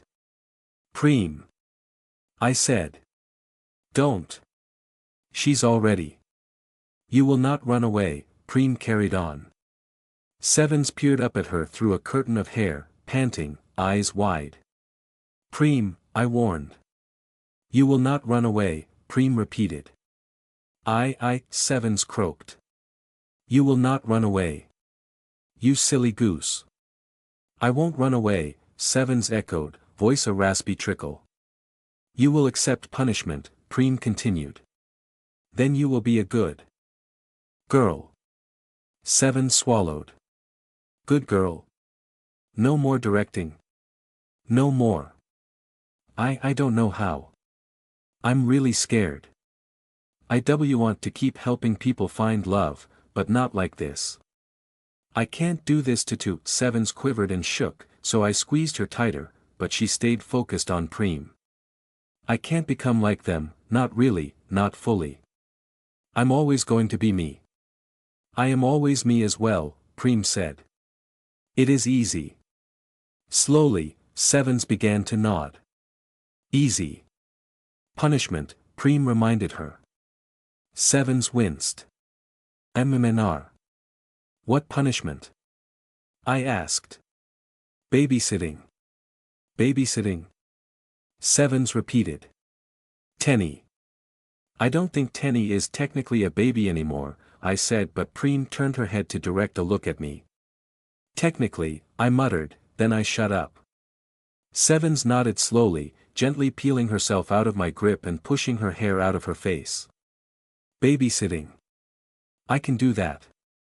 I can do that. But she shook her head, grabbing at her own chest again with fingers curled like claws. Is this what love is supposed to feel like? Yes, Preem answered. It's scary, when people aren't pieces. Not as scary as Night Preem, said Preem.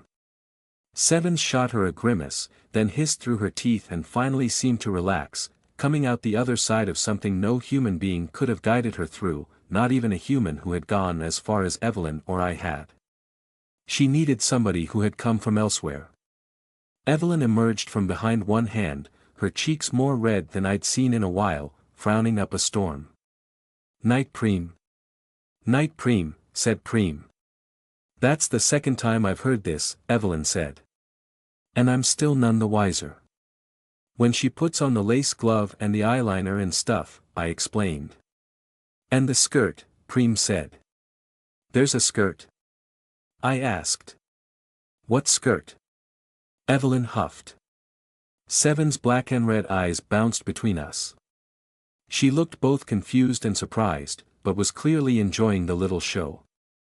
I couldn't know for sure if Preem was doing this on purpose, but I silently thanked her all the same. If Sevens was one of us now, she deserved to be treated the same, whatever the truth which floated just out of sight, pressed up against the membrane that separated us from the abyss.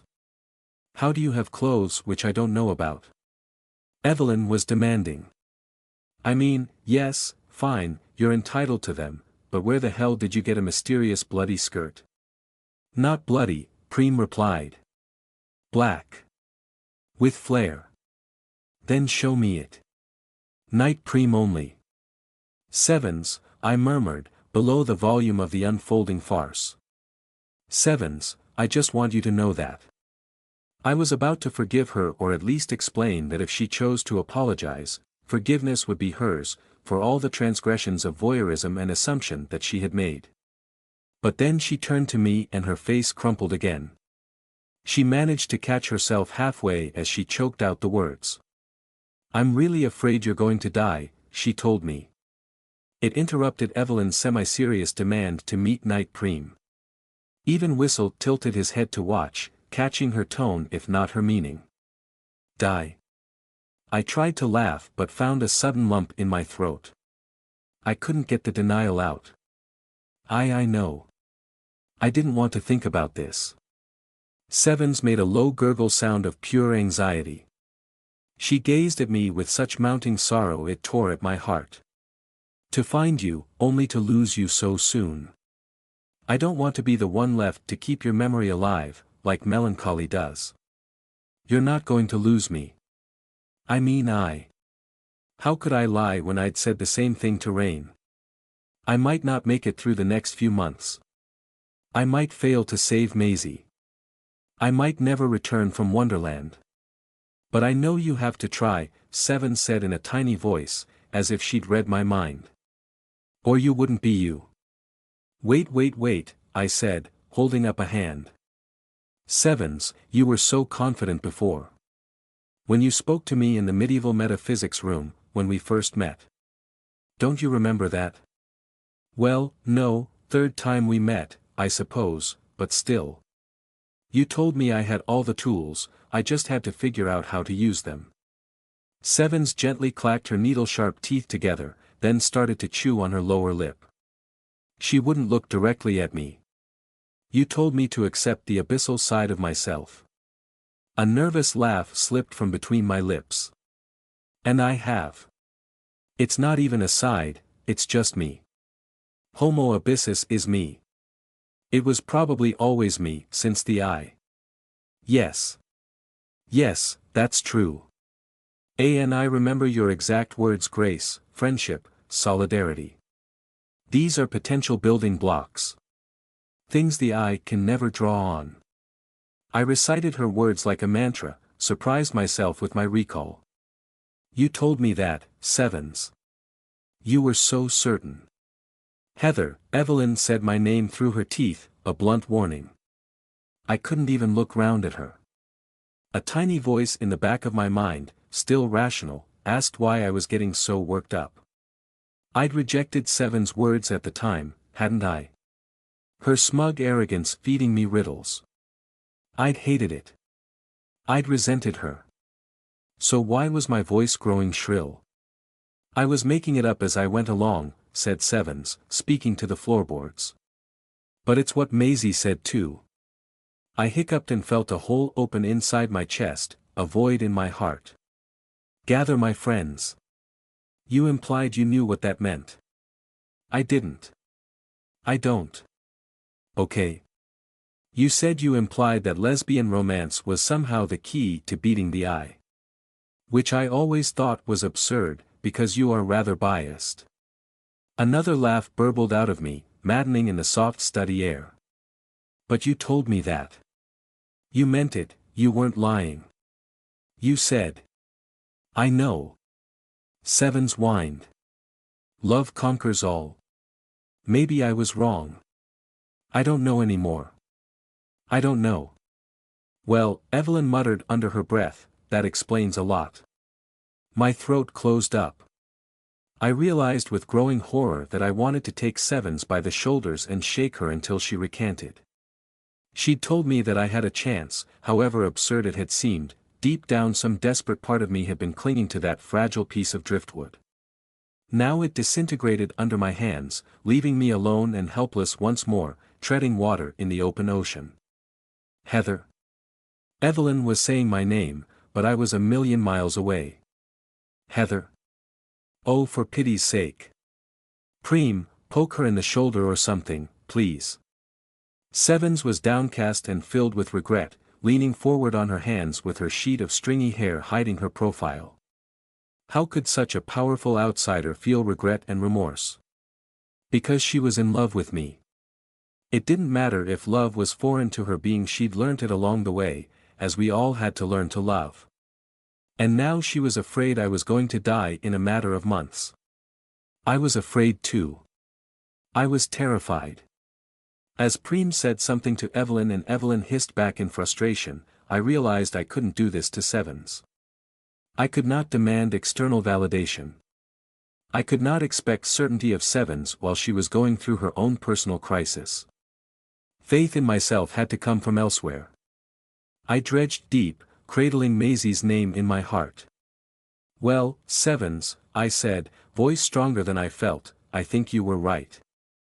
Evelyn and Preem both stopped talking. Sevens looked up at me and pushed her hair back, a dark mess cast over one shoulder. Red-rimmed eyes with sparks in the center.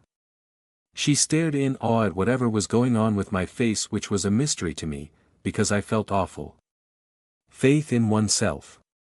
Fake it until you make it. I took Seven's hand again. "You were right." "No," she rasped. "And Maisie was right. I still don't know what it means, gather your friends, but that is the source of my strength, everybody else. I couldn't do anything without them." I glanced over at Evelyn, up at Preem, and down at the floor to where Rain and Twill sat in the kitchen. Lozzie and Tenny were upstairs somewhere. I spared a lost thought for Jeanne, wherever she'd gotten to. "So I still think you're right, and I don't care what you say now. You won't move me from that position." Her face fell. Even empty of tears, she still sobbed. I held out my arms. 7 shades of seeking solidarity crawled into my lap and clung to me for a long, long time. Long enough to stop shaking, for me to find my balance again, for Evelyn to look away and clear her throat. I stroked Seven's hair and murmured nonsense for her. I had to be the rock here, at least for now. Eventually she let go and slithered back out of my lap, taking the folds of yellow robe with her. "Are you going to be okay?" I asked softly. She grumbled and nodded, rubbing her eyes with her knuckles. Evelyn cleared her throat again and sat up straight. "I have a question." "Evie, I think perhaps the time for questions is done for the moment," I said with an awkward smile. "We're all a little emotionally worn out by this." "It's not an emotional question," Evelyn said, voice oddly tight. "It's a practical question." Sevens blinked bleary eyes over at Evelyn. "Grr. You're invested in Heather's fate," Evelyn said. "You're also incredibly powerful." To my surprise, Sevens shook her head and let out a huff like an asthmatic raven. "Not in the way you want." "Perhaps not. But you understand the purpose of my question. Can you help us?" Sevens hung her head as if in shame, but when she raised her face again, she wasn't the little blood goblin anymore. I flinched before I could catch myself. Whistle twisted his muzzle back and forth in confusion, perhaps the mask change affected scent too. Evelyn jerked in surprise, then held herself in check with visible discomfort. Only Preem seemed unconcerned. "You really must stop doing that without warning," I muttered. 7 shades of sunlight had donned her princess mask once more, appearing exactly as she had in the bedroom earlier, her blonde hair matted at the back and sticking up at one side. She'd carried over the red-rimmed eyes and emotionally exhausted look from the vampire mask as well, still huddled on the floor in the same pose, beneath the yellow robes. Yet somehow she still radiated dignity and control. She didn't reply to me, but only tilted her chin upward, cold eyes locked with Evelyn. "It seems you and I must talk strategy," she said, calm and cool. Evelyn huffed, suddenly unimpressed. She hunched a little in her chair. "Strategy. Right." The yellow princess reached over to Whistle with both hands and deftly but gently lifted him from his spot on the corner of the robes. He looked most put out, legs paddling in thin air, about to snap and growl, but Sevens fixed him with an unreadable gaze and his little doggy muzzle clamped shut with an aborted whine. He allowed himself to be put aside, trotting over to Preem for shelter. Sevens rose to her feet, legs unfolding in spine straightening, graceful as a willow tree. She held her head high and chin raised, one arm across her chest to secure the yellow robes. She bent to retrieve me, one cool, soft hand taking mine and guiding me upward without pausing to ask. I went along, finding it impossible to resist. Once I was safely on my feet, she set about adjusting the yellow robes around her own body, tightening here, loosening there, tugging part of the fabric over one shoulder, wrapping another part around her waist. The garment seemed to flow with her hands, changing position and thickness, until she stood barefoot and elegant in a very fetching semblance of a Roman toga. Yes, strategy, she replied to Evelyn's withering look. Because I am merely an amateur. I cannot talk logistics. Evelyn perked up, frowning but not quite so unimpressed anymore. Go on. I cannot. You are the professional, Evelyn say. I have stood on the sidelines of war, but I have never been a general. Evelyn snorted. Isn't that what royalty is meant to do? Take all the glory while others do the dying. I have departed my father's court, by choice, said the yellow princess. If she felt offended, she didn't show it, not beyond her cold and precise tone. But I can hardly don the mantle of revolution. Not yet. Yet? I boggled at her. For another time, my kitten. Evelyn laughed without humor. Fair enough, princess. All right then, let's talk strategy. She rolled her neck until her spine clicked, then settled back, fingers running idly along the bone wand in her lap. You want to sit down? Sevens shook her head. I do, actually, I sighed, bending to pick up my bowl of stone-cold vegetable curry. Of course, Heather, take the stool.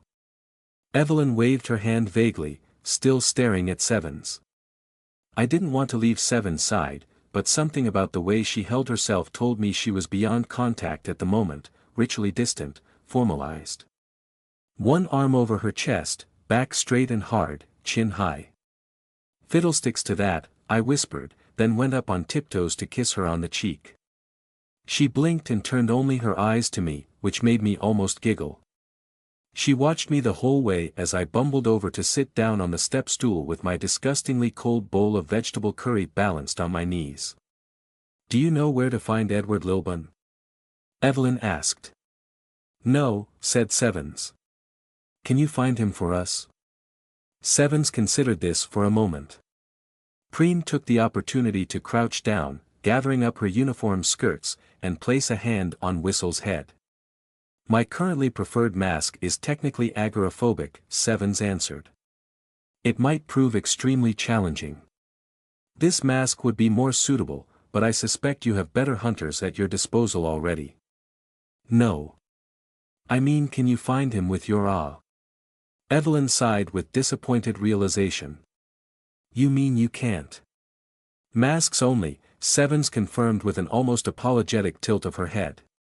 Though I do have a few masks from outside, ones which would certainly cause a stir in the city, possibly draw him out. Though I suspect you would rather I not. My sphere of action is still lesbian romance, and may be shrinking further. Though limitation does bring focus. Evelyn and I glanced at each other. You mean, I ventured, you might become more free to act as you redefine yourself? I do not know, kitten, said Sevens, a touch of actual sadness in her usually cold voice. Kitten. Evelyn spluttered. Again with that. What if I was threatened? I asked, growing curious about where her limits truly lay. Could you act then? Obviously. If you or yours were threatened, well, I have fists, do I not? Evelyn rolled her eyes. You're an outsider, the rules of our reality don't apply to you, not fully. You're telling me you have the same range of action as a human being? Not quite. Your reality has very flexible rules. Sevens held out her right hand. Suddenly, like Lozzie appearing from outside, her lilac umbrella was right there in her grasp, the handle of polished wood glinting in the soft light. At this, even Preem was surprised, standing up suddenly. Sevens twirled the umbrella and tapped the metal tip against the floorboards. My rules, however, Sevens added, are less flexible. My range is limited. As is yours. All right, all right. Evelyn sucked on her teeth. Allow me to posit an absurd example. What if Edward, say, kidnapped Rain because he was in love with her and wanted to steal her from Heather? Evie. I whined. Ew. I said it's an intentionally absurd example. Calm down. Then yes, said Sevens. Her brow tightened by a fraction, the tiniest frown. The lover of my beloved, kidnapped, I would not restrain myself to mere directorial duties. I never again wish to do so. You mean you'd go after him, as yourself? Evelyn asked. Could you, I don't know, appear behind him and take his heart out for us? Or? Sevens shook her head with a heavy sigh. To you I might seem as a god, but in truth I am only a single step removed from you and yours. That's what your father said to me. I blurted out in shock. Exactly, word for word. Sevens bowed her head. He speaks well. When he is not being difficult. She raised her eyes to Evelyn again. You think of me as an outsider reality warper, but that could not be further from the truth. I am bound by rules, just as you are. The primary difference is that I have some leeway to define my own set of rules, but in turn they define me. If broken, I would lose definition. You're trying not to cheat, I muttered. Ha, Evelyn grunted. How do you think I and my father and my many siblings remain so lucid? Sevens went on. I am currently redefining myself, yes, but I am still bound, as a human is still bound by gravity in thermodynamics. Ignore those rules, and you are no longer human, but something else. Usually dead. Or like me, I murmured. Sevens nodded toward me with deep respect in the tilt of her head. The other outcome. Ha. Convenient, Evelyn grunted. So what you're saying is you're useless. Wait, I interrupted. What about when you stopped my nuclear explosion? Evelyn looked at me, wide-eyed, mouth hanging open. You made a nuclear explosion? Oh, I didn't tell you that part. Yes, in the dark corridor, in the library. Evelyn stared at me. I cleared my throat, faintly embarrassed. It wasn't a good idea. I would have blown myself up. When I met you in the library, said Sevens, I was falling apart. My edges had become fuzzy. Poorly defined. I was in danger of what my father once termed the primordial urge, the return to formlessness, the lure of the deep waters. The abyss? I asked. Just so. Oh, Sevens. She'd been in danger of what I struggled against.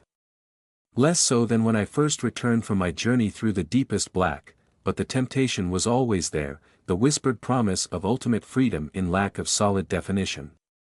Homo abyssus I may have been, but part of me still yearned for infinity. Your acceptance was my salvation, Heather, Sevens continued. I stopped the explosion with such ease because I was losing my boundaries. I could do it again, certainly to save your life, but the act would be one of self-redefinition. As every act is, no matter how small. Even these words I am speaking right now are further defining my limits, my boundaries, my selfhood. What if somebody broke into this house? Evelyn asked quickly, perhaps unwilling to be drawn into further debate about outsider philosophy. Then I would do my best to stop them, though Rain's pistol or your servitors would be better suited to that task. What if I asked you to protect Evelyn? I said out loud. Sevens turned to look at me and raised an eyebrow. It's a serious question, I added. That I would do so, she said. Though I would need a suitable mask. This one seems pretty suitable already, Evelyn muttered. You don't fool me with the lack of serious muscle mass. You are dangerous, whatever face you wear. Suitable for my father's realm, perhaps. Not for the dangers one may face elsewhere. Sevens tilted her head sideways, a performative gesture of consideration. Then she tilted her head the other way, slowly looking toward me.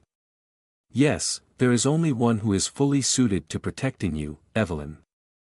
I stared back, mouth open, a slight blush rising in my cheeks. I am not. Sevens looked away from me. She turned her head toward Preem. May I? She asked. You may, Preem intoned. Sevens grabbed a fistful of her makeshift yellow toga, just over her heart. She bowed deeply, sweeping her other hand until it almost touched the floor, one leg stretched back with toes pointed in a pose like a ballerina. She moved with languid slowness, an illusion as if she were underwater. Then she was all speed. She straightened up, spinning on one foot and ripping the toga off in a combined motion of perfect elegance. The yellow robes billowed into the air, concealing her for a split second behind a rippling sea of butter-yellow infinity in sunlight depths. The robes fell toward me, pooling in my lap and across my legs as Sevens stood revealed. The princess mask was gone, replaced by 7 shades of Surely Not a Servant. I sighed. You are a terrible show-off. Almost as bad as Rain. An exact replica of Preem stood before us, separated from the genuine article by only a few feet. Milk-white eyes, cold blonde hair, curvy and compact, with her hands folded demurely in front of her. Expressionless and blank, she'd captured Preem's natural mannerisms with perfection. She'd even copied the maid outfit, right down to the starch and lace. She had permitted herself only one allowance, perhaps to assist us poor apes who couldn't tell reality from fiction. 7 shades of Not Preem wore a skin-tight yellow undershirt beneath the maid outfit, visible only as a butter-smooth layer of cloth at her wrists and throat. Yellow highlights in the black and white. Poor Whistle was very confused, nose twitching between the real Preem and Seven's imitation, trotting back and forth between their ankles. Seven sketched a tiny curtsy, just a flick of one hand next to her skirt. Oh yes, Evelyn drawled, though her studied contempt did not entirely conceal the touch of disquiet in her voice. Very original. I have seen 2 of her before, you know. And I did that myself, no outsider tricks necessary. Yes, Sevens intoned with Preem's voice, clear as a bell heard across a glacier. Indeed, added the real Preem. I sighed again but couldn't keep the smile off my face. Well, it's very fetching, I suppose. But no. Absolutely not. Never. This is the best mask for the hypothetical task, said Sevens. Task? I asked. Protecting Evelyn, both Preem said together. They looked at each other. It was like mirror images. This doesn't bother you, Preem? I asked. She asked, Preem said. Permission, Sevens ended the sentence. And I said. Yes. Oh no, absolutely not, Evelyn said. I'm not having this. Heather is correct, stop it. This is only illustration. Not a real mask. Fun, ended the real Preem. Evelyn huffed through her teeth. Preem and Mirror Preem ignored her. The real Preem suddenly adjusted her own uniform with quick, precise movements of her hands, smoothing out her already wrinkle-free skirt, tugging lace tight at her elbow and settling shoulder straps beneath her top. She stopped, about to resume her habitual folded hands pose, but then put one hand on her hips and raised the other to her face instead. She framed one eye with a sideways peace symbol, index and middle finger. Sevens copied the pose. Oh, for Evelyn hissed. Fabulous, Preem intoned. You are, replied Sevens, in Preem's own voice. Evelyn put her face in her hands, moaning softly. I frowned, feeling just as confused as Whistle looked. He snuffed once and sat down, deciding to wait this one out. I said. Babysitting duties, said the real Preem, dropping her hands back into her usual pose. Then you will be a good girl. I will, said Sevens. But not me, Preem added. Regrettable. Necessary. Do not confuse Tenny. Follow me. Before Evelyn or I could protest or interject, Preem turned on her heel with a spin of her skirt, opened the door back into the dark corridor, and padded out of the room. Whistle scrambled to his feet and clattered after her. Sevens lingered for a moment, turning to look back at Evelyn and I. She did another curtsy in name only with a flick of her hand. Preem would never do that, Evelyn snapped. Not like that. 7 shades of sussed out stopped dead, then stopped being. The vampire mask was back in her place, standing before us in a t-shirt several times too large for her tiny frame, dark hair spilling down her back. She shook herself with a sudden convulsive motion, gritting her needle teeth and gurgling deep in her throat. Not a real mask anyway, she croaked, glaring at Evelyn like a sulky teenager. It's not my fault it was imperfect, Evelyn shot back. Don't imitate my daughter then. Arr.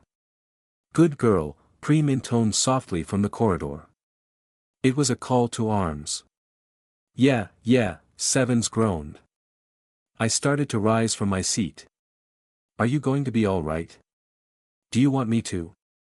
Sevens shook her head and waved me back down, hunching her shoulders with a grimace. Gotta do some things myself. You need to eat. I'll go meet tentacles, she hissed, and slunk after Preem like a lizard venturing into a cave. I'll catch up with you in a bit. I called. A small pale hand closed the door behind her, leaving me alone with Evelyn and a bowl of soggy vegetable curry. My stomach grumbled in the moment of silence that followed.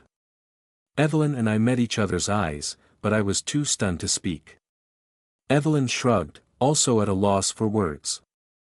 I took up a spoonful of vegetable mush from my bowl, then thought better of it, letting the food slide back in with a wet plop. Well, I tried. At least she's getting on with Preem. I think. Actually, I'm not sure what just happened. Even by our standards, that was difficult. That was extraordinarily weird, Evelyn said, leaning back in her old wooden desk chair with a big sigh. And probably a ploy to get me to stop asking so many questions. Oh. Oh dear, you really think so? You think Sevens was concealing something? Evelyn blinked at me, beyond exhausted. Heather, she is an outsider and probably hundreds of years old. She's concealing a lot of things, I have no doubt. But she's also going through a crisis that isn't any of my business. But, I have to ask these things, because nobody else will. Certainly not you. I understand, Evie. And I forgive you for sounding rude, I know you mean well. Do I?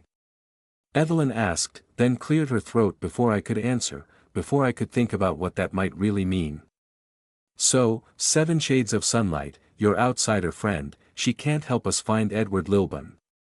Pity. I'm not sure that's 100% true, I offered, feeling skeptical. I put my bowl down on the floor and drew the discarded yellow robes over my shoulders, burrowing down in the warmth. Nevertheless, it means we're still waiting for the good detective to get back to us. Let's hope the documents she stole from the lawyer turn up something useful. Evelyn mused, sucking on her teeth. She looked at me sidelong. What about you, Heather? What about me? You've come very far recently. I don't suppose you could try that trick with the map of Sherrowford again, try to pinpoint Mr. Lilburn's location. Evelyn's voice didn't hold a lot of hope, just a faintly amused note, but I still felt guilty. Probably not, I said. I think Sevens made a good point about limitations. They keep us defined. To encompass a whole city with my mind, I don't think it's safe for me to cross that boundary. A shiver went up my spine. What would happen if I surpassed my limits? The abyss again? No, I'd learned to accept that part of myself. I wouldn't dive again without intention. What lay beyond my limits was abandonment of where I'd started, of where I still stood. But I swallowed, a cold lump in my throat. But I will, if we have to, I said. For Maisie. But maybe Nicole can find him first, yes. Evelyn nodded. Or maybe Stack will come through. Ha! She barked a humorless laugh, but I appreciated the effort. An address would help. I shrugged. Not as if thinking about it helps us right now. Evelyn suddenly glared daggers at me. I actually flinched, one tentacle twitching upward. Evie. Thinking ahead is exactly what is going to keep us alive, Heather, she snapped, eyes blazing. Especially if we have to go up against Edward on his home turf. I wasn't. Plans and backup plans and backup plans may be the only thing standing between us and disaster.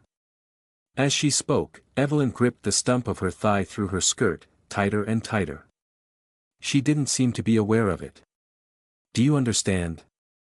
I do, but... What happened last night, that never happens again. Never.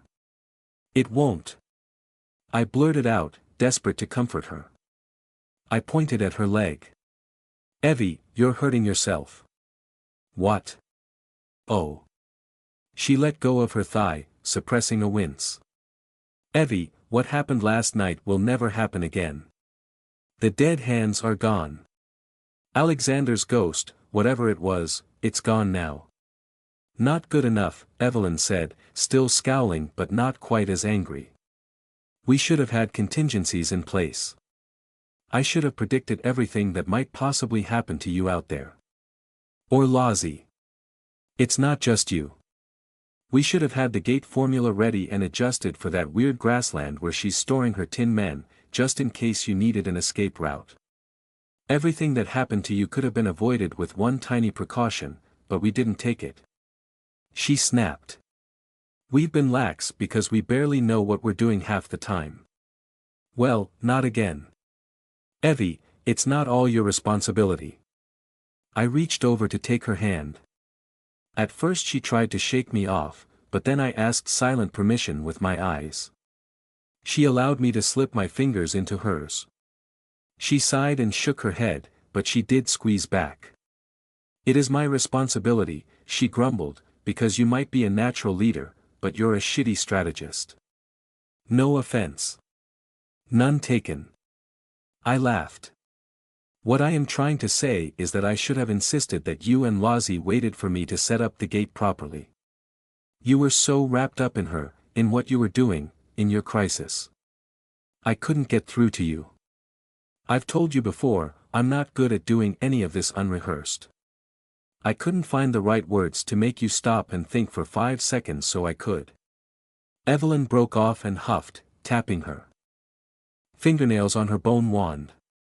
You were right. It was a bad idea, no matter how it turned out in the end. Evie, I pitched my voice low and gentle. I trust your judgment. Maybe you shouldn't. But I do.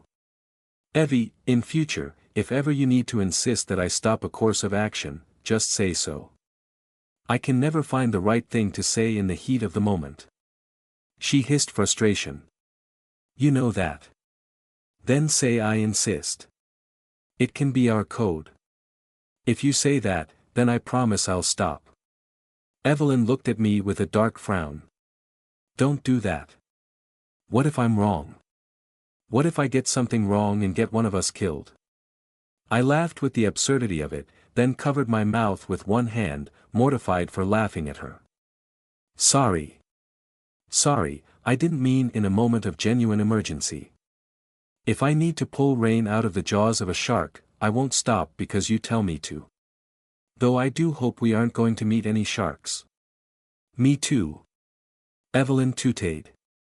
I mean when making plans. When we have that chance to pause. If you say I insist, then we stop and rethink. I promise. Evelyn swallowed, unable to meet my eyes. She nodded slowly. All right. All right, Heather. How are you so bloody good at this? At what? Expressing yourself. I shrugged. I fake it, mostly. I copy Rain. I copy you, as well, believe it or not. I had to add that qualifier when Evelyn's eyebrows tried to meet in the middle. I copy things I've read in books, too. There's no trick to it. Evelyn snorted, shaking her head. She let go of my hand, lifted the bone wand off her thighs, and placed it carefully back on the desk. She tilted her head upward and rubbed her face with her fingertips, working the tension and stress out of her muscles. Then I insist, she said. Right now. You and I need to talk strategy too. Alone, without the others. She stopped rubbing her face and met my eyes, not glowering, not cold and clinical Evelyn say, but not grumpy Evie either. This was the Evelyn who I'd come to a silent agreement with, out on the quiet plain. So I can say things without Rain trying to argue with me through you. Do we have to do this now, Evie? I'm exhausted, can't it wait until, I glanced at the window, but it was already evening. The sunset had finished. Only darkness lurked outdoors. I insist, she hissed. Or did you not mean that? I did, Evie, I'm sorry, it's just we're not even making plans right now. I boggled at her. Me, overconfident? About what? About what happens when we find Edward Lilburn's lair. Since the first moment I'd met her, Evelyn had been wrong about so many things. She'd been wrong about me, for a start. Not once, not twice, but 3 times: first that I was dangerous, then that I was crazy, and third that she was unworthy of my friendship. With time and effort I'd proved all of those assumptions false. She'd been wrong about Rain's attitude toward me, wrong about Twill's intentions, wrong about Tenny's nature. She'd been wrong about her childhood home and what it could mean to her, given the hard work of exorcising her mother's memory. She'd been wrong about her spider servitors and how well they could protect the house. She'd even been wrong about the house itself. Number 12, Barnslow Drive may indeed have been the most supernaturally defensible position in Sherrowford, but it was far from impregnable. Was she wrong about the eye? Only time would tell. This thing cannot be fought, she'd told me, rapping her walking stick on the table in the drawing room, back before she'd converted it into a magical workshop. She was correct about that part, I had no doubt. Even as far as I'd come, I had no hope of wrestling the thing into submission. We had to find another way. She was right about Maisie, too. Even now, months later, her warning still sometimes echoed in my darkest moments, utterly alone without my missing half, lying awake in bed in the small hours of the morning, too guilty to wake Rain or rouse Zheng. Nothing human can survive out there for long. I'd proved her words right upon the canvas of my own flesh. One journey through the abyss had returned me here with an utterly changed sense of who and what I was, so Maisie's only hope was my continued endurance and flowering, my defiance of abyssal dysphoria, my refusal to give up and dive back into the deep waters. Every day I lived like this was further proof that it could be done, that it was possible, that whatever I tore from I's grasp 2 or 3 months hence would have a life worth living. But above all else, Evelyn had been wrong about Preem. She'd been taught fear and paranoia, but her own basic decency had saved her. She may have refused to treat Preem as a person. She'd not even given her a name until I'd forced the issue, but she had not bound her in a corpse, not tainted the act of creation with murder and violation.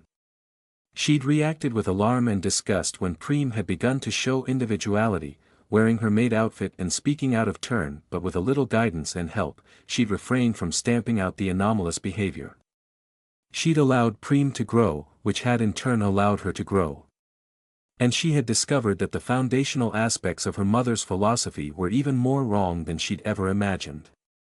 To her credit, she hadn't rejected that revelation. It may have seemed obvious to us, but that did not do justice to the emotional and intellectual leap of faith she'd had to make. And now she called Preem her daughter. I was proud of her. Which is why I took it so seriously when I saw that old, hard-edged paranoia, in the set of her eyes and the line of her mouth, when she spoke of what might happen when we found Edward Lilburn.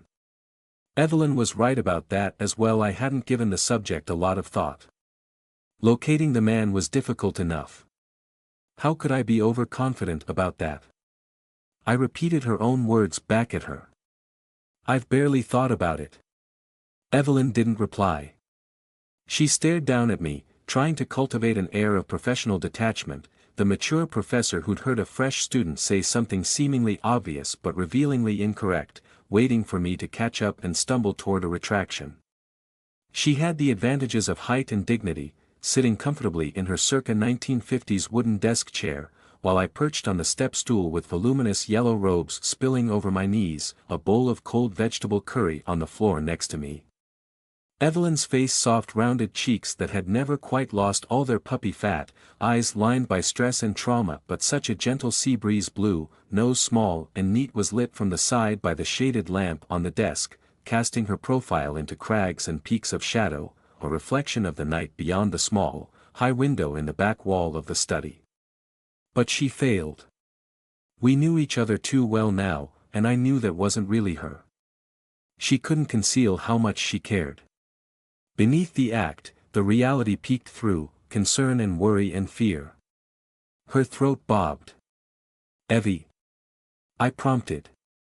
"It's okay, you don't have to glare at me." "I'm thinking," she said with a little huff. "I'm no good at this off the top of my head, you know that." "Ah, yes. Sorry." I rejoiced that she dropped the attempted act. I sat up straight and attentive and averted my eyes so as to not make her too self-conscious. After a few moments of awkward throat clearing and drumming her fingers on the arms of her chair, she found the right words. "Then what do you think?" she asked. "What will happen if, God willing, when we find Edward Lilburn? I suppose we try to corner him. Back him into a situation he can't escape from." I swallowed and shrugged, facing a prospect I didn't want to deal with. I don't necessarily want to kill him. Not after everything that's happened since Alexander. But from what Lazzie's told us, and from everything we've seen, maybe that has to happen. I sighed. I don't think we have the right to make that judgment, but we do have a right to defend each other. Evelyn nodded along. As soon as I was finished, she snapped, "Too abstract." I blinked at her. "Pardon?" "Far too abstract. You're thinking in ethical and abstract terms. What happens? Practically, what do we do?" "Not good enough." "Evie." "It's not good enough," she repeated, unrelenting. "Say he's in a house, and the house is in Sherrowford, the most simple and unlikely prospect, yes, but let's go with the simple one to illustrate my point. What do we do?" "Well, we have to go to the house." I asked slowly, seeking approval as I spoke. "How many of us, in what order? Do we send a scout first? Who is willing to do that? What happens if we can't get in? What happens if he has mundane protection, bodyguards and such? What happens, Heather?" I spread my hands. "I don't know. Evie, what's your point? You can just come out and say it, I'm not going to ignore you without listening. This is me, not Rain." I gave a nervous little laugh, trying to defuse the situation, but Evelyn wasn't smiling. "Are you trying to say we need this kind of detailed plan right now?" "No," she said, visibly uncomfortable as she shifted in the chair to relieve pressure on her truncated thigh. "Look, I admit, I'm using an amateur approximation of the Socratic method, to try to get you to see my point. What happens when we go after Edward Lilburn? I don't know, not yet. We handled Alexander quite well in the end, didn't we?" As soon as those words were out of my mouth, I winced and put a hand to my face, followed by a tentacle. "Okay, no, bad example and badly put. We didn't. I almost didn't make it out of that castle. But we're more experienced now, much more experienced. I'm better at brain math, we have Zheng on our side, we have Sevens, whatever help she can offer. And if we do make a proper plan, then I think we probably have a good chance of at least staying safe. Don't we?" Evelyn shook her head slowly, a grimace pulling at the corners of her mouth. "This is exactly what I meant, Heather." I almost rolled my eyes. "I know mages are dangerous. I'm not being naive. I know we could be walking into anything. I killed Alexander, I fought off Uranju, I have some experience here, don't I? What you have is so many trump cards you're practically a trick deck, Evelyn said. That's my point. I opened my mouth to argue, but the words died in my throat. Oh. Ah. Evelyn let out a great sigh and leaned back in her chair, as if she'd overcome a great hurdle. Sorry. That was too harsh. Sometimes I don't know how to get through to you. Am I really that difficult? I asked. My chest felt tight. I nodded but had to look away from those staring eyes, flooded with the memory of the moment we'd shared out on the quiet plain. This was the second time one of us had compared our relationship to Rain and me. Evie, I understand, but...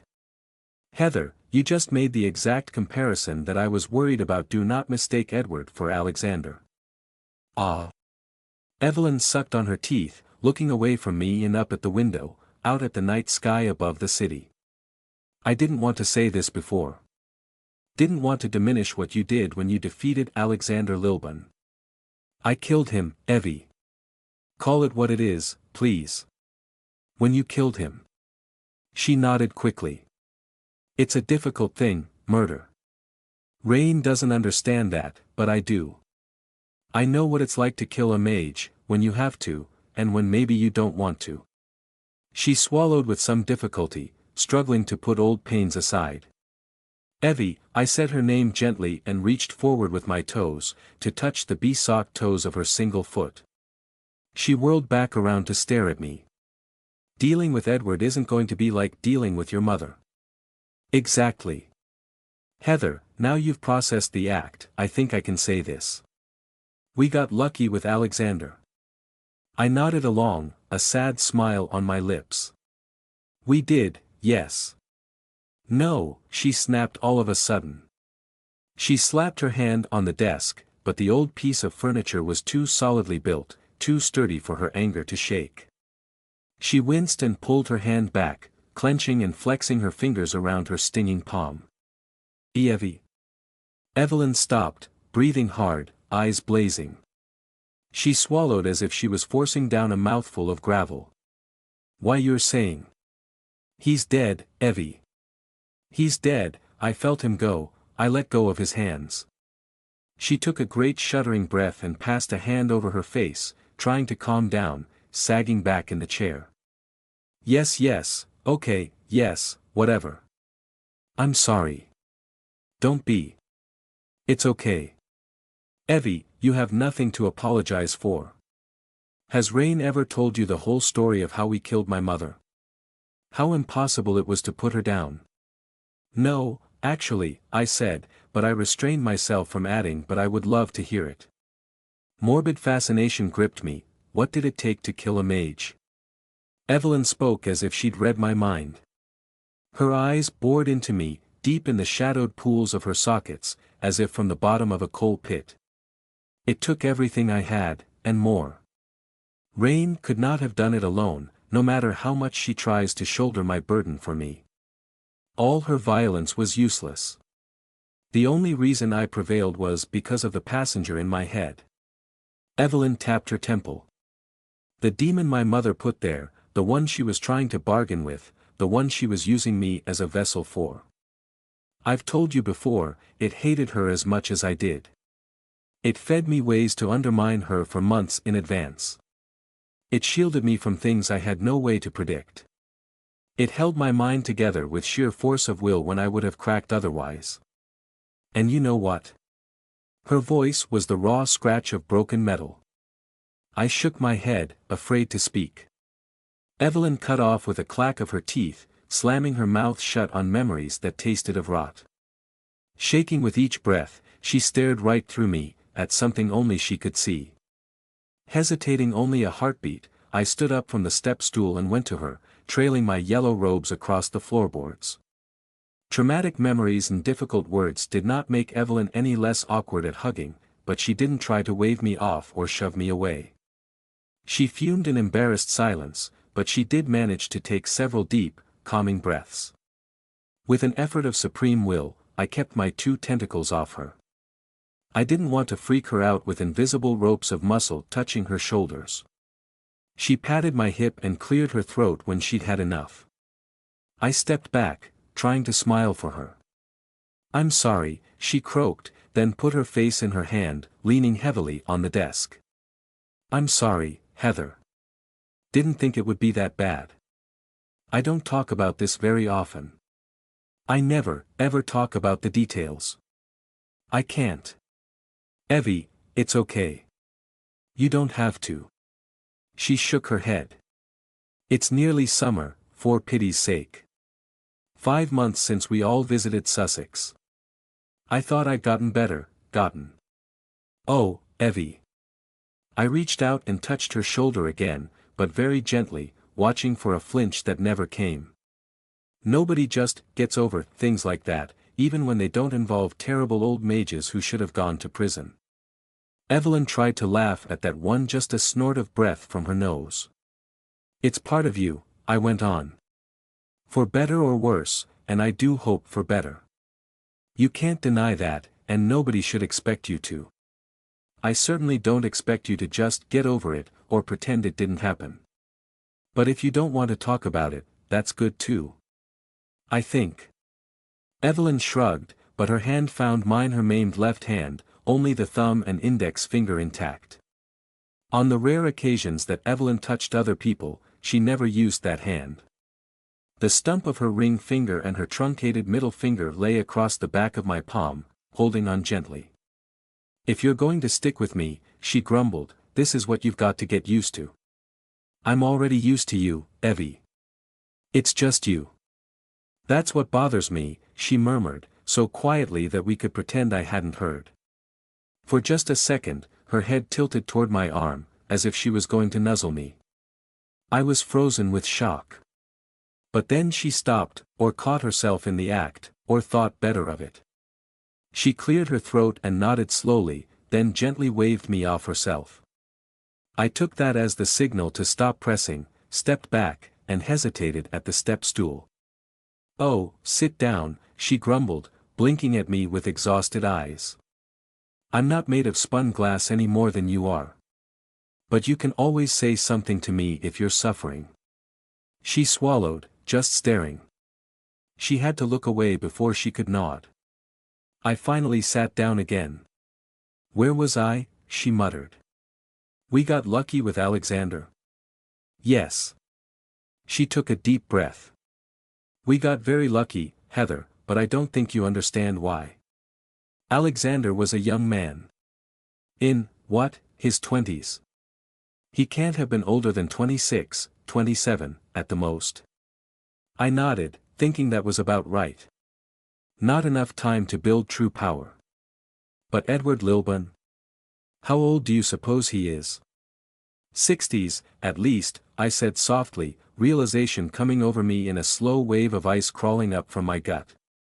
I pulled Seven's yellow robes tighter around myself. "Ah. An old man, yes.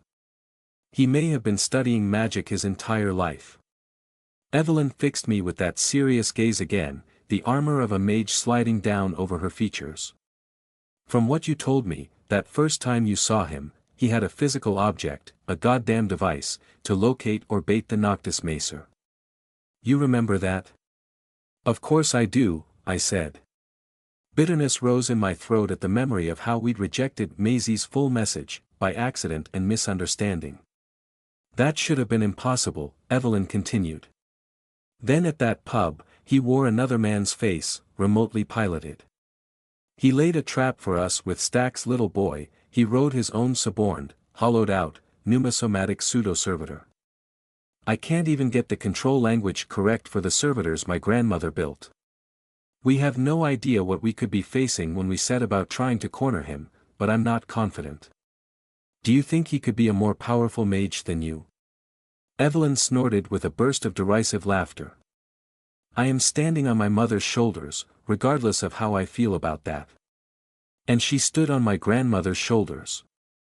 I'm loath to admit it, but most of the time I have no idea what I'm doing. So yes, If he's been practicing magic as long as I suspect he has, he is far more dangerous than me. She cleared her throat. Though I appreciate the vote of confidence. Always. Evelyn wet her lips and glanced at the scrimshawed thigh bone on the desk, her wand, her dark inheritance. What my family has done is vanishingly rare. The process that produced me handing knowledge and experience down from one generation to the next almost never happens. My mother tried to break that chain regardless, for the sake of personal power. You understand? That's one of the problems with being a mage, it's part of the reason there's so few of us, part of the reason there's no— Evelyn waved a hand, looking for the right word. Organic community? I suggested. Something like that. Transfer of knowledge is almost impossible when an apprentice or a student might kill you just to surpass you. It's why any attempt turns into a cult, it's the only way to ensure power, control, secrecy. And handing things down to one's own children becomes difficult, to say the least, when flesh and blood relations are so very useful. Evelyn snorted that word. Or when one leaves humanity behind entirely. It's why we're so reliant on these. She reached past the thigh bone and tapped the book at the rear of her desk. I hadn't noticed the heavy old tome sitting there before, a hornet among butterflies and moths. I recognized the pale, cracked leather of the cover, the edges of the heavy parchment pages, yellowed with age, and the pieces of tape holding the horrid thing together like some lich that should have crumbled to dust long ago. Unbecanti Orte, the book which contained the true name of the eye. Take Lozzie, for example. What happened to her family? Evelyn was saying as I stared at the book as if I'd discovered a slug in my salad. It's shredded, her parents are dead. The fact she made it out intact is a miracle. People like her or me are incredibly rare. Evelyn said that without a hint of pride, voice dripping with bitter resignation. To be as young as I am yet wield actual power, even if I'm a mess most of the time, I do recognize how strange this is in comparison with other mages. I tore my eyes away from the book. You really think Edward will be that powerful? Evelyn shrugged, eyelids growing heavy with exhaustion. Power is relative to preparation, intelligence, paranoia, investment. A tank is powerful, but not if it doesn't have any fuel and the crew are all high on mushrooms. Think about it. I'm trying, I huffed. We don't know anything about him for certain. Everything we've seen from him has been bluff or misdirection, it's like he's not even there. Evelyn snorted. Exactly. That's what scares me, Heather. We got lucky with Alexander because he was an arrogant fool. But Edward is more like me. Ah. Paranoid. Oh. I see, yes. I see what you mean. We have to try to predict his moves, what he might do once we find him and make contact, what tools he might use to move against us in return. Fighting a mage in the open, if we can catch him, that's one thing. But I suspect he's like me in more ways than one. If he moves around, he'll be guarded. He'll stay on home turf as much as possible, and we do not want to fight a mage on his home turf. Would you want to fight me in my home? Think about that for a moment, think about the protection I am surrounded by, the people I am surrounded by, night and day. I shook my head, furrowing my brow as the meaning of her words finally hit home. I certainly wouldn't want to try. You see my point now? Sort of. You think I could be overconfident because of my successes? In a nutshell, yes. You've never fought something like this. I have. I nodded slowly. Then, do you have a plan? No. No. No. Nada. Niet. Neen. She snorted a humorless laugh. Best I can come up with is a surprise attack on his house, but that's obvious, he must be expecting that. If it's his final bolt hole, I don't want to walk in there, even wearing an NBC suit. And I'm not sending Preem in like some kind of sacrificial canary, never again. Ruthlessness stirred in my chest, the memory of the cold abyss. I could ask Zheng to go in first. She'd do it, for me. She is practically invincible, I know. But he will have considered that, he may have considered every possibility. I do need to speak with Zheng though. She had long contact with Edward, at least peripherally, and she does tend to divulge slightly more useful information than Lazi. Slightly. I wish she'd come home, I sighed. Evelyn grunted. We have to take a calculated risk. Decide what is worth risking for this, Heather. A prickle of guilt needled at my heart. Maisie's soul, my sister's life, or what remained of it was worth any risk to myself. I'd already made that decision, months and months ago. But I could not ask everyone else I knew to risk everything they had for the sake of a girl they'd never met. Asking them to help me go up against the eye was one thing, because we were trying to find a way around that fight. But Edward? He was human. More dangerous, in some ways. I have to do it alone, don't I? I whispered. Aye, okay. Don't be absurd. Don't you dare say things like that. If not for your own sake then at least for mine. You taught me to stop thinking that way, so don't you dare even think it, not in here, not in the privacy of your own head, nowhere. She said that all in a rush, frowning at me like I needed a good slap. Point taken. Okay. Thank you. I'll try.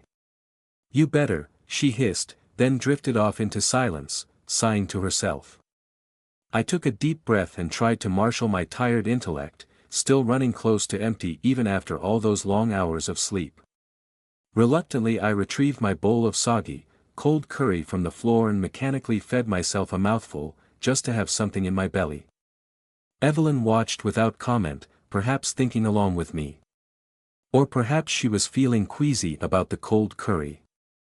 Evie, I said eventually, pausing to chew a particularly crunchy bit of broccoli which was a relief, in fact. What would you do in his situation? Evelyn raised her eyebrows in genuine surprise. Walls and bunkers, I suppose. What I already do, wrap myself in a fortress and never come out. A real Hoxhaist, I am. Ha. She spoke the laugh out loud with not a touch of humor.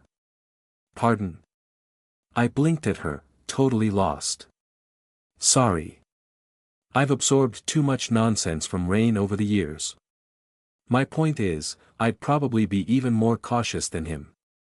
So, how would you pry yourself out? Good question, Evelyn said, low and quiet, then just stared at me, miles away inside her own head. I let her think as I forced down another spoonful of vile vegetable slop. She cleared her throat and wet her lips with a flicker of pink tongue, then continued, slow and hesitant. I would summon a willing participant. She paused to tut. Of course, I can't do that anymore. I can't make something like Preem without taking responsibility for creating life. But for the sake of the thought experiment, let's assume I could bring myself to do that. Just as a thought experiment. I nodded. I'd never ask you otherwise. Okay. So then what? Evelyn allowed a small, savage smile to grace her thin lips. I'd strap a bomb to it and have it walk up to his front door. I blinked several times, a spoonful of cold curry frozen halfway to my mouth. A bomb? Pity I don't know anything about bomb making. Evelyn sucked on her teeth. Perhaps Stack does.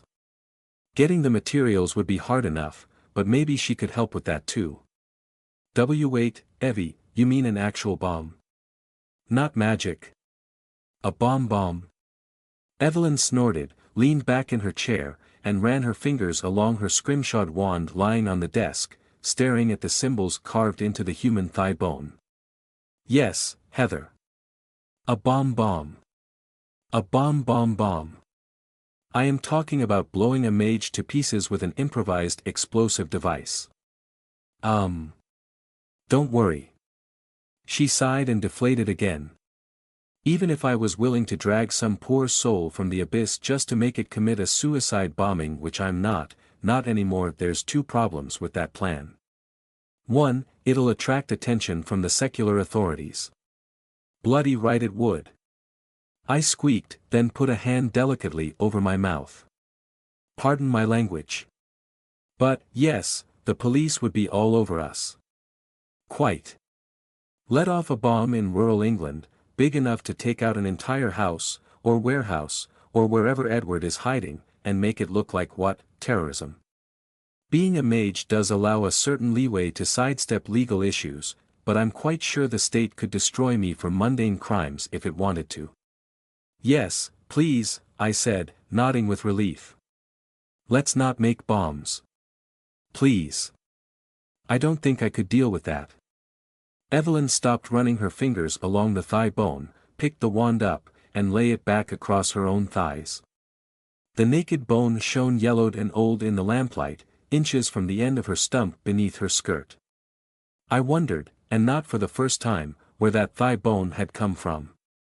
It couldn't be Evelyn's own leg, she still had half her femur. But more importantly, she said, we're not trying to kill Edward Lilburn. We're not. We need that book. My eyebrows climbed as a void opened inside my chest. I couldn't believe what I was hearing, not from Evelyn. Are you suggesting what I think you are? The book, she repeated. The Testament of Heliopolis. If I'm to complete the Invisus Oculus, I need the magical formulae that book reputedly contains. In all these long months of trying, I cannot figure out any other way to make us invisible to the eye's attention. Even this may not work, but it's the best shot I can take. We need that book. Of course. Of course, Evie, I agree, that's the whole point, but you're not suggesting we make a deal. Heather, we might be dealing with a man we cannot kill, understand? We couldn't kill Urin-Ju in the end either, we just drove him off. He was closer to me than to Edward. My voice rose to a squeak. He was like me, he'd returned from the abyss. You're proving me right again, Heather. Evelyn spoke slowly and carefully, struggling to contain herself. You are underestimating a mage because you've overcome worse. And I am telling you again, he could be much, much worse than something like the big fat orange juice monster. I sighed and shrugged, at a loss. Killing him is not our aim, Evelyn continued. It's a means to an end. Which means it doesn't have to happen. I must have been giving her such a look, wide-eyed and pale and staring, because Evelyn's carefully constructed facade of deathly sincerity broke into a huge huff and a roll of her eyes. Evie.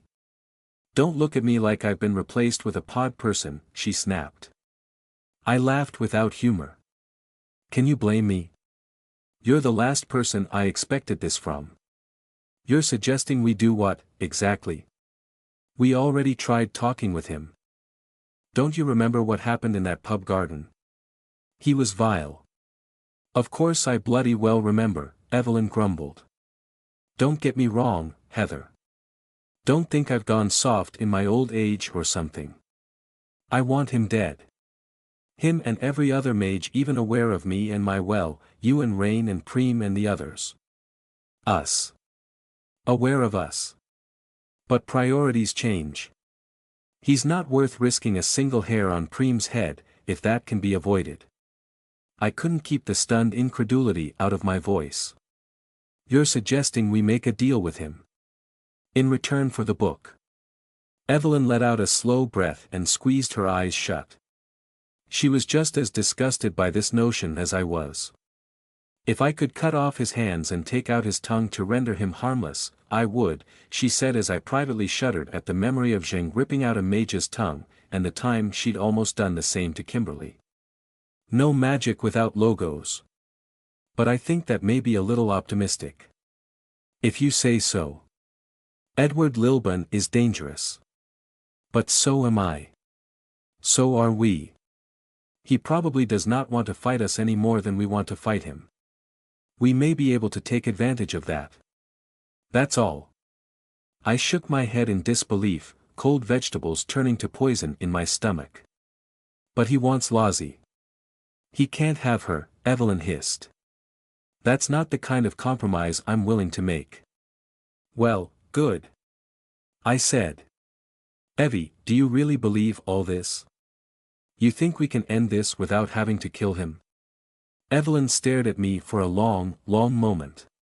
She looked over at Unbekannte Orte on her desk, down at her bone wand, then over at her prosthetic leg, still standing squat and silent like a black sentinel watching over her vulnerable flesh. No, she said, voice flat. Not really. But I have to suggest it anyway. The alternative could be worse. I didn't have a reply for that. Evelyn was correct, we'd gotten lucky with Alexander, with his relative youth and his addiction to his own arrogance.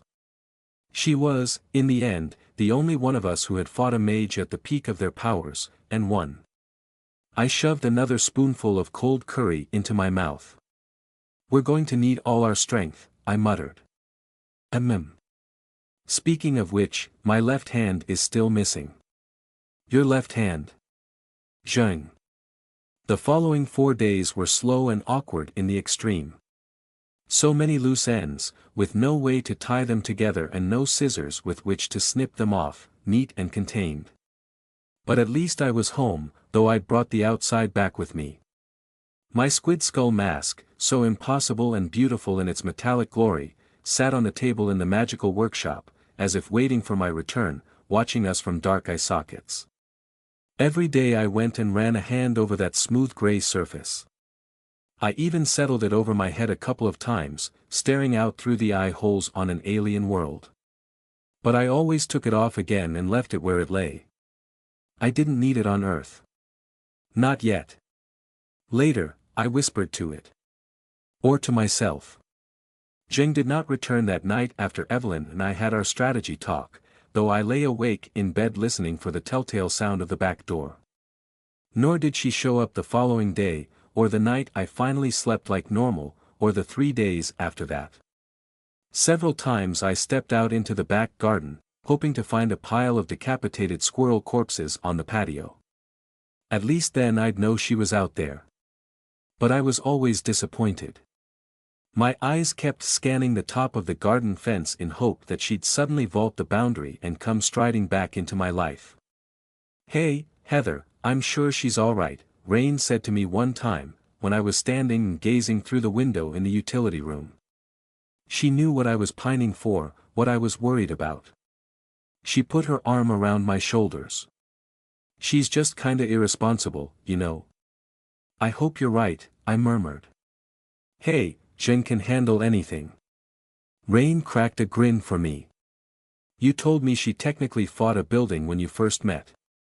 She did. But Uren-ju is worse than a building. And that thing she was chasing, that weird skin ghost that climbed out of Badger. I shook my head. We don't even know what that was. Maybe it's just really good at running. I sighed, worry curdling into anger. I'm going to buy her a mobile phone and force her to carry it everywhere. No excuses. No cuddle privileges until she makes sure it's possible to contact her. I'm not having this happen again. You sound like Evie, Rain said, not without a hint of admiration in her voice. Good. Evelyn sent Preem out into the city, twice, just to walk the streets and watch the shadows, well protected with warding signs beneath her casual clothes, and armed with a compact tire iron under her skirt. Not that she needed the weapon. I was surprised, I hadn't pleaded or even prompted for this. Zheng is important to you, Evelyn explained when Preem returned the first time, as we pottered about in the kitchen warming ourselves with tea and biscuits. However much I dislike her attitudes. And it's not as if I'm asking Preem to step into a magical pocket dimension or fistfight a monster. It's broad daylight out, she's got her phone, she knows what she's doing. And she's got strict instructions to come straight home if anything happens. I cannot be stopped, Preem intoned, turning her head to stare at her creator. Evelyn cleared her throat like a burst of machine gun fire, turning a little red around the ears. Evie? I asked. Evelyn gestured at Preem. I may have taken too much credit for this venture. I blinked at Preem in surprise. Oh. This was your idea? Zheng. Cute gorilla, said Preem. The threat calculation was not so simple the second time she came home, straight home, when something had happened. What do you mean you were followed? Evelyn hissed at Preem in the front room, while Rain slipped out the door to check down the street, handgun tucked away in her leather jacket. By who? Where? I want descriptions. But descriptions were useless, no matter how precise and accurate Preem always was. She'd been walking up the length of Sherrowford's main high street, past the department stores and the entrance to Swanbrook Mall, threading her way among the afternoon crowds, when two people had begun following her, a young woman with long black hair, and a diminutive teenage girl. The descriptions didn't sound like anybody we'd seen before. Family resemblance, Preem said. TCH, that doesn't tell us anything, Evelyn hissed, so agitated she'd started stomping back and forth, hitting the skirting board with the tip of her walking stick. More remnants of the cult, do you think? I asked. Gotta be. Rain clucked her tongue. She'd found nothing outdoors, nobody down the street. No trace. We all silently hoped Preem had lost them. Hey, Preem, did those two jokers look strung out? No, Preem intoned. Healthy. Alert. Confident. Ha, Rain grunted. Edward? I whispered. Maybe, Evelyn grunted. Shit. I don't know. I don't know anything. We need to interrogate Badger about every single surviving member of the cult. We need them, I don't know. Rounded up. Dealt with. Made safe. We hardly need to interrogate him, I said with a sigh. I'm pretty sure he'll happily tell us. Tell me, at least. I felt sick in my stomach at that prospect. I still hadn't seen him again since the magical brain surgery. I didn't want his thanks or his blossoming hero worship. When does he get out of the hospital again? Evelyn asked. Rain wobbled a hand back and forth. Operation to put a plate in his skull's not until next week.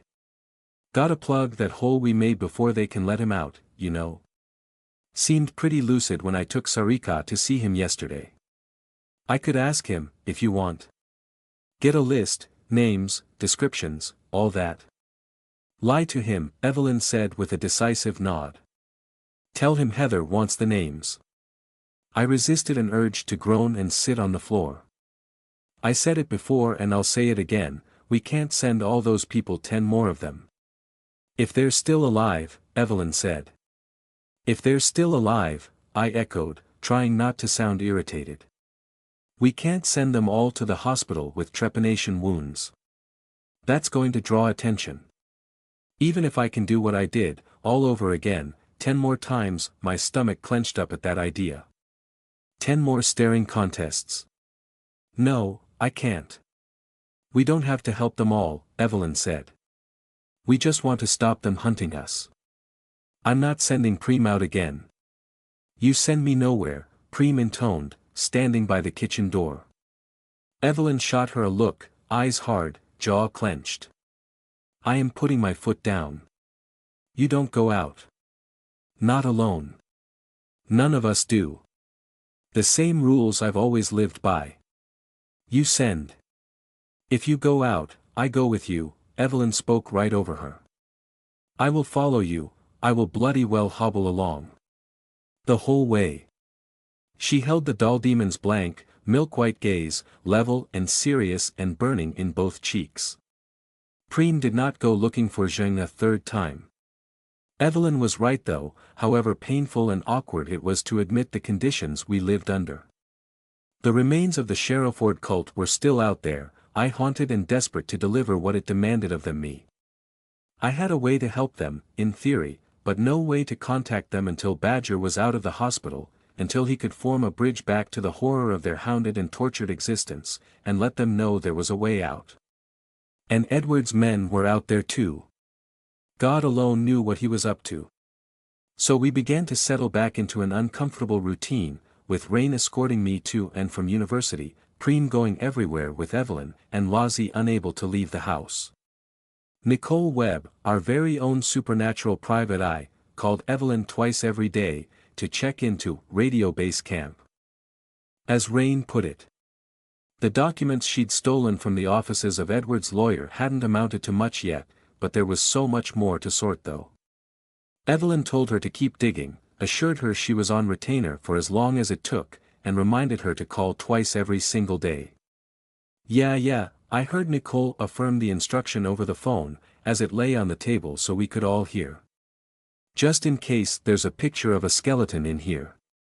Or a haunted photocopy, oh. She made a ghosty noise. Miss Say, this is a motherload of lawyers' paperwork. There's nothing spooky about it except how boring it is. Is that a symptom? Wanting to dig my eyes out with a spoon? Need to come exorcise me? If you ask real nicely, Nicky girl, Rain purred over Evelyn's shoulder. You just try it, Haynes, Nicole shot back. I'll give you a paper cut where the sun don't shine. Just call to check in, Evelyn grunted. Just in case. Every day. Understand? As long as you're paying, I'll call in as often as you want, Nicole said. You're the boss. Twice a day is fine. Before and after you start, as agreed. Please, Nicky, I added over Evelyn's shoulder too, on the opposite side to Rain. I don't want anything to happen to you. Just be safe, okay? Nicole sighed, heavily. A thump sounded down the phone. I suspected it was her head on her desk, confirmed by the muffled quality of her next words. In case you lot can't tell, I'm trying to stave off the creeps here. Don't make it worse, hey. Trust me, if I see a single piece of paper somewhere I didn't put it myself, I'll be over at your place like my arse is on fire. One person I didn't have to worry about was 7 Shades of Sunlight.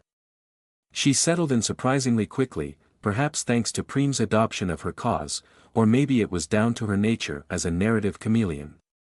On that first night, the one I lay awake listening for Zheng, 7 slunk back into my bedroom just past midnight, visibly exhausted from running about the house with Tenny, like a cat who had spent all day being chased by a good-natured puppy. But she didn't make a beeline for my side. She avoided me and made for the big armchair instead, perhaps because Rain was fast asleep with her arms around me. I whispered to Sevens in the dark, little secret entreaties to join me. But she only gurgled back and curled up in a blanket nest until the morning. The next night I coaxed her into bed, beckoning with hands and tentacles alike. Just for a cuddle. Grr, she made a raspy gurgle in her throat, shoulders hunched as she was frozen at the foot of the bed like some silent movie apparition. Her eyes searched for permission not from me, but past me, from Rain. Heather can cuddle who she likes, Rain said. Then she winked at Sevens. Are okay? Okay. Sevens slipped into bed with us, small and wriggly and cuddled up against my front, making soft raspy gurgles that were almost purring sounds. In the morning, she was still there. I didn't ask Rain's permission for anything else, I wasn't certain I was going to do so. I didn't love Sevens. I had to keep reminding myself of that whenever I idly wrapped a tentacle around the back of her neck, or subconsciously stepped closer to her to compare our heights, or realized that if I really tried, with all 6 tentacles, I might just be able to pick her up. Heather. She shied away from me one time, when I'd been watching for 20 seconds without realizing, gripped by an urge to grab her and what? Nothing, I'd sighed, forcing myself to stop quivering. Nothing at all. I tried to ruffle her hair, keep it casual, like Rain does. But I was clumsy and inexpert, and my hand lingered for a moment too long. She gurgled at me and bumped her head on my shoulder, just like a cat. I didn't love her. But I wanted to play with her. And that would have been deeply unfair to somebody who was so very in love with me. Around the house, she wasn't always by my side, which was a relief in more ways than one. She joined me for reading, for quiet moments together just relaxing, and made a point to request I read out loud to her she wanted to learn my favorites. But she also spent a lot of time just lurking. We found her half asleep in strange places, curled up in corners, on the kitchen countertops, in the downstairs cupboard, not quite unconscious but not fully lucid either. She'd always be in the kitchen whenever one of us was cooking, or at least hanging around close by, red and black eyes peeking around a door frame. She watched people make their beds or do the laundry, she watched people eat, she watched Evelyn work through the doorway of the magical workshop. Vampire instincts, Rain said with a laugh. Ambush predator. Like a trapdoor spider. I think she's just trying to learn more about us, I said. She doesn't know how, not without her old techniques. She even watched Preem watch her in return. That is, very very spooky, Kimberly said. It was the first time she'd seen Sevens. Her introduction to the newest member of our household was Sevens and Preem, staring at each other across the kitchen while Evelyn tried to eat breakfast. Both of them were equally unblinking, for 15 minutes. Maximum spooky, Preem intoned. Sevens flinched like a cat and scurried behind me. Kimberly flinched and probably decided the rest of us were as mad as ever. To all our surprise, Sevens also spent a lot of time with Lozzie and Tenny. Perhaps it was the crash course in tentacle babysitting, maybe it was the video games, or perhaps it was the way she and Lozzie seemed to be able to hold actual conversations, which appeared to make full sense to both of them. More than once I heard them going on for hours, just a pair of blurred voices upstairs, one giggly and the other raspy. Or maybe it was because she was the first person who could almost beat Tenny at chess. Almost.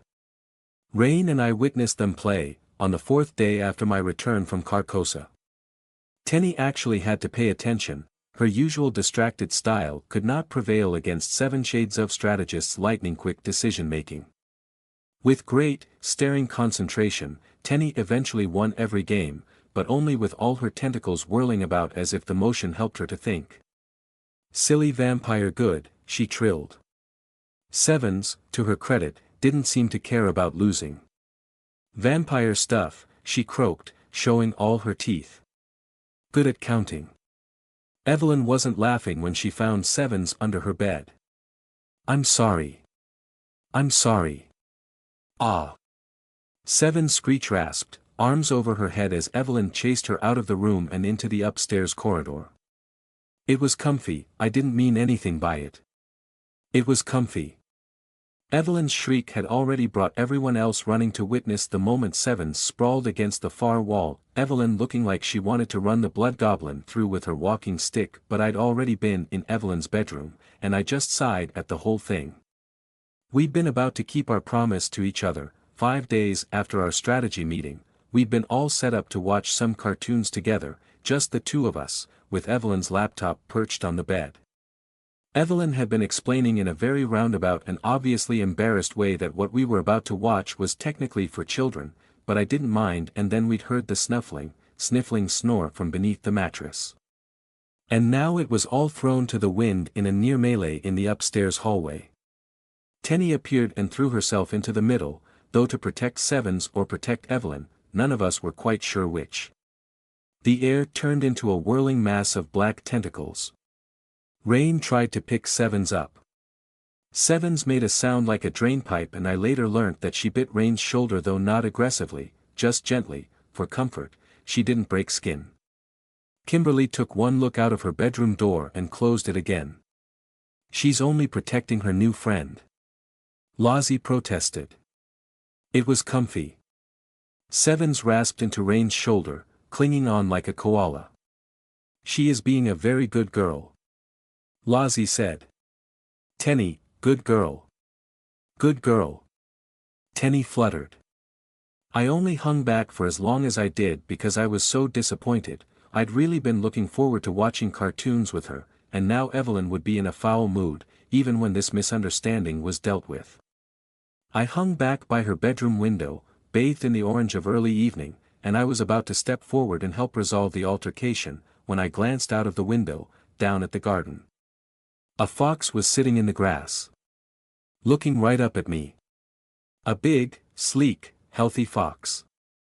"Oh," I said out loud. "It's you." And then I felt that recognition, that sixth sense familiarity, that knowing in my gut that she was close. I was out of the room and past my shocked friends and would have tumbled headfirst down the stairs if it wasn't for my tentacles catching me on the banister. The argument slammed to a halt, rain called after me, I didn't stop. I hit the front room and scuttled across the floorboards and burst into the kitchen just as Jean got home. "Shaman," she roared by way of greeting. I scrambled to a halt, as if blasted by a foghorn. Even I sometimes forget how big she is. She stood just inside the doorway from the utility room, dressed in coat and jeans and shapeless jumper, 7 feet of gloriously filthy demon host sidelit by the sunset. Her hair was a rat's nest and she badly needed a shower. I could smell her from across the room, like she'd been sleeping alternate nights in a landfill and a slaughterhouse slop bucket. But she was intact and alive and grinning like mad. "Zheng." I couldn't help myself, not at those sharp-edged eyes and red chocolate skin, so familiar by now, but I recoiled from the stench. Behind me, the others were piling down the stairs, but for a moment it was just me and Zheng. You stink. Really badly, oh my goodness." "Huh," she roared again. "I do. Where have you been?" "I've been well. Worried." "Yes. Worried." Zheng's grin dialed down as she heaved out a rumbling purr, satisfied and oddly pleasurable. "Losing a tail, shaman," she rumbled. "I am hunted, by a hunter every bit as skilled as I. Urinju. Or something to do with Edward?" Zheng shook her head, slow and smug. "No, shaman. One like me."